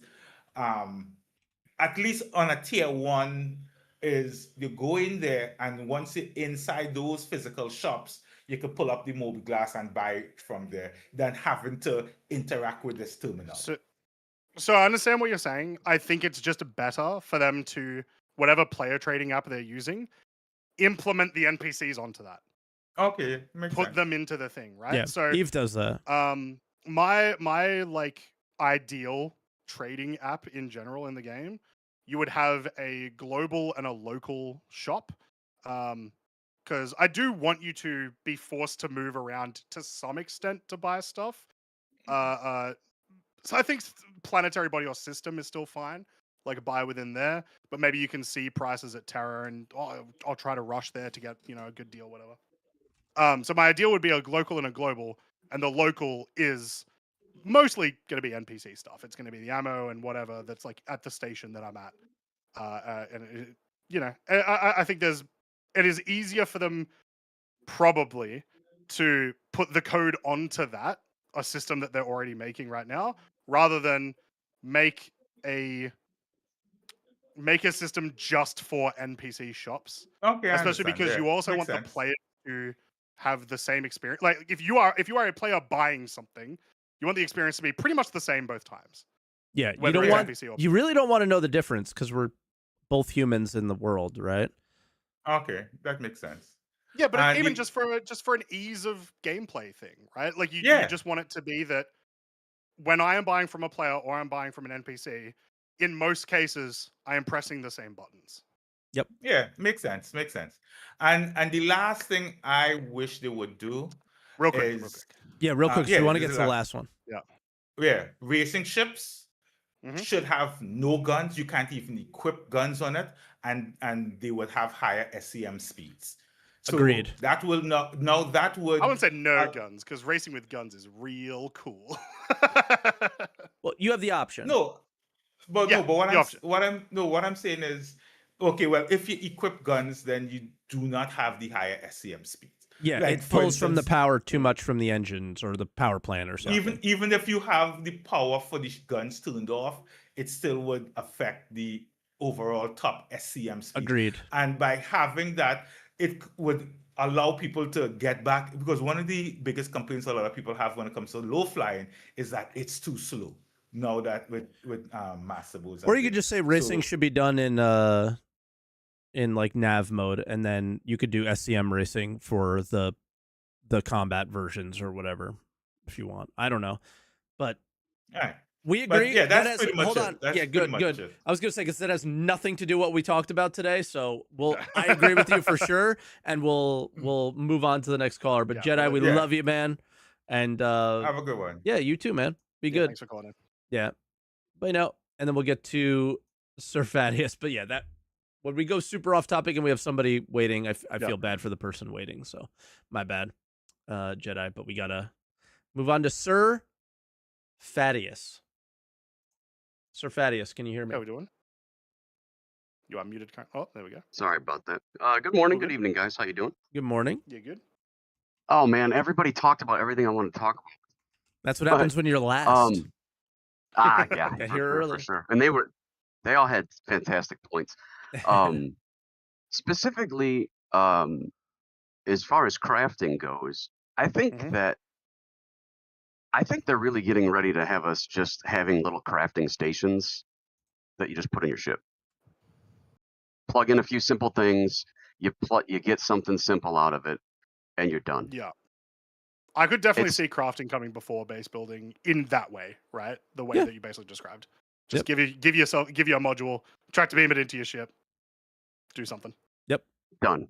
Yeah. So, but unfortunately, I think we're going to be stuck with that for a very long time before any sort of in-depth crafting starts up. Yeah, like they had already kind of set the stage for what level of crafting are we going to share, and it was just like, oh, well, damn, nothing that they said at CitizenCon is going to happen in that first test, is it? Like, or it's going to be very dumbed down. They're tier zeroing me. God damn it. So and just for the fact of us being able to only craft simple things that are not in high demand is the fact that we have heard absolutely nothing about social tools. Nothing about any sort of escrow system, anything like that. Give escrow for cargo haulers. Oh my God, it's such a good system. Holy, it's amazing. I don't understand. I mean, I don't know. Croncy, do you do like software development or something? Is that what you do? No. Every time in the monthly report, I see the engine section, You're and talking I to think the two wrong fucking guys Oh, for that, dude. Oh, okay, shit. I was way off. Okay, I wasn't sure. Bro, I played Magic. I don't know. You read them so well that I'm like, oh man, he really knows what the hell he's talking about. I played Ultima Online through school. Yeah. I don't understand what is so hard to implement about that. I really don't. It's just priorities. So that's all it is. It's just priorities. They don't care. The priority is whatever is going to make spaceships look cool and money and stuff like that right now. That's straight up what it is. There's only so much time, and they do not prioritize making the game possible now. They prioritize making you excited for the Apollo, you excited for the Prowler utility. It's whatever is coming next. I'm not excited when they talked about the social tools last year, that got me really excited. That was hell yeah, me too. Entire weekend. And then when they were like, we're not doing features this year, it was like, well, shit, you guys just said you're going to do a really good and important all of 2024 was features. So it was like everything that you saw was like not going to happen. It was so disappointing. Yeah. So I think in that case, it's purely just reprioritizing stuff screwed that. Escrow system, they haven't talked about because they've barely talked about player economy features ever. With the exception of the last kind of few monthly reports where they're clearly thinking about it. No idea what they're going to do, but they're clearly thinking about it. Yeah, but we know how long their contemplative phase is. My goodness. Yeah, exactly, yeah. So do you guys think we're going to follow Dr. Jorritt into Nyx? Wherever that story goes, I'm following. I'm enjoying the story for sure. It's just I'm not enjoying the making me go and replay the story again every time. But the first time I follow the story, I am hooked. Yeah, I assume this little extra stuff with the ASD will still have some Jorritt specific lore. But I take you back to live. You're supposed to see Jorritt. Well, he says, "Oh, you guys have made it here." The implication is there right now. But it definitely wasn't the end. Lore, but it wasn't the end. So it's well, what's his deal? What's the next step? So I don't know if he'll go to Nyx. I don't know if he'll escape. We might kill him. Well, I hope we do. What's the name of that gang that he gets all his parts from? I can't. You hear it in the news. He gets a bunch of Vandal parts from someone. Oh, I'm wondering if that's. Yeah, I haven't heard any of this. Noticed. Maybe. Yeah, is that the new gang they're talking about? Yeah, it's in I think it's one of the data pads, maybe from I don't even know if it's the ASD facilities. It might actually be from the Valakar. They stated in one of the news reports that Jorritt had done mocap. They state the name of the group. Oh, okay. I cannot remember. Yeah, so maybe that's the new faction. Well, that's maybe. I mean, that'd be cool to engage with them. If they do bring Nyx in, you get to deal with Vandal incursions, yada yada yada, this, that, and the other. No. But yeah, that was. I just was curious your thoughts on that. That's pretty much all I had. Everybody else kind of nailed all the things. I'm brewing again, Mike. Okay, so you know how we have the Vandal on the table, and then we do the thing, but nothing happens to the Vandal. Yes, it was gets such a and letdown. we've been oh well, what if the Vandal wakes up? No. What if Jorritt put his brain into the Vandal? Oh, gross. And then we have a fight with Jorritt as a Vandal. That'd be sick as hell. I will take payment for these story ideas. Are you sure you have not been watching Alien Earth? Okay, because that is oddly on brand for the show. Dude that kept respawning over and over and over again. What was his name again? Joe? Sam. They need to totally go do something with him, like a branching storyline. Because when that started happening, I was like, oh my God, this poor guy. I'm like, somebody knock him out quick. He's just going to keep respawning. And I think his branching story is tortured for the rest of existence. It's like have him just so tormented that he comes back with a vengeance and whatever. But anyway, that's the Dr. Jorritt and the Vandal thing. That's disconcerting for sure. Yeah, we'll see. We'll see. I'm curious, but it really feels like Nyx. I got a feeling. I could be wrong. It does. And Nyx really is not a feature. It's not. Content. No. It is content. Very true. and there's not much. I mean, as far as asset wise, there's not really much to it. Like you were saying, locations, and couple of locations stations. have been pumping out, and server meshing is working. Jump points are working. And bro, they showed the interior of Levski at CitizenCon last year. It looked pretty good.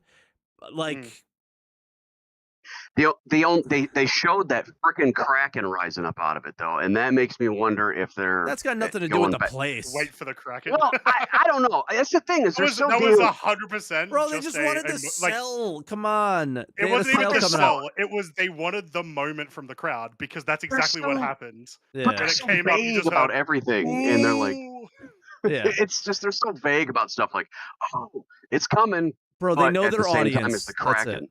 They know their audience. Yeah. That's my God. And it's so frustrating because it's like, oh, damn it. You wonder why things aren't prioritized. Everybody sat still and didn't say shit while Nyx is being shown, but the Kraken comes up a black hole and it's literally a Matchbox car version of the Kraken and people are yelling and screaming. That's why we don't get any gameplay, okay? That's why. Right there. They know it. They know their audience, and that's it. Yeah, you have 1,000 soloed Krakens around everywhere. Exactly.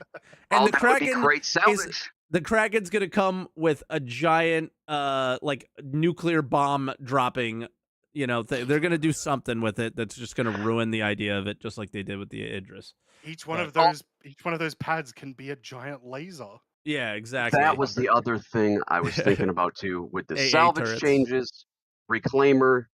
Why the hell did they not let us open the back of the reclaimer to get boxes out, except for just glitching them out of the little anus that it has? I'm like, this is just. Also, it takes one small change. It takes one small change. The little back, all they have to do is get rid of this little bar that's there, that's in the way, and you can get everything out pretty easily. So the 16s will go through it pretty easy, you think? Yes. There's just one tiny little bar that's not easy, but so much easier than they are now. But doable. Yes. Yes. Okay. Well, I hope fingers crossed then. But yep. That was it, guys. I appreciate your time. Awesome. Thank you, Sir Thaddeus. Welcome, and we appreciate it, man. And all the callers. Take care, guys. Bye now. Have a good one. Dead, I see you there, but you're way too late. You're way too late coming in.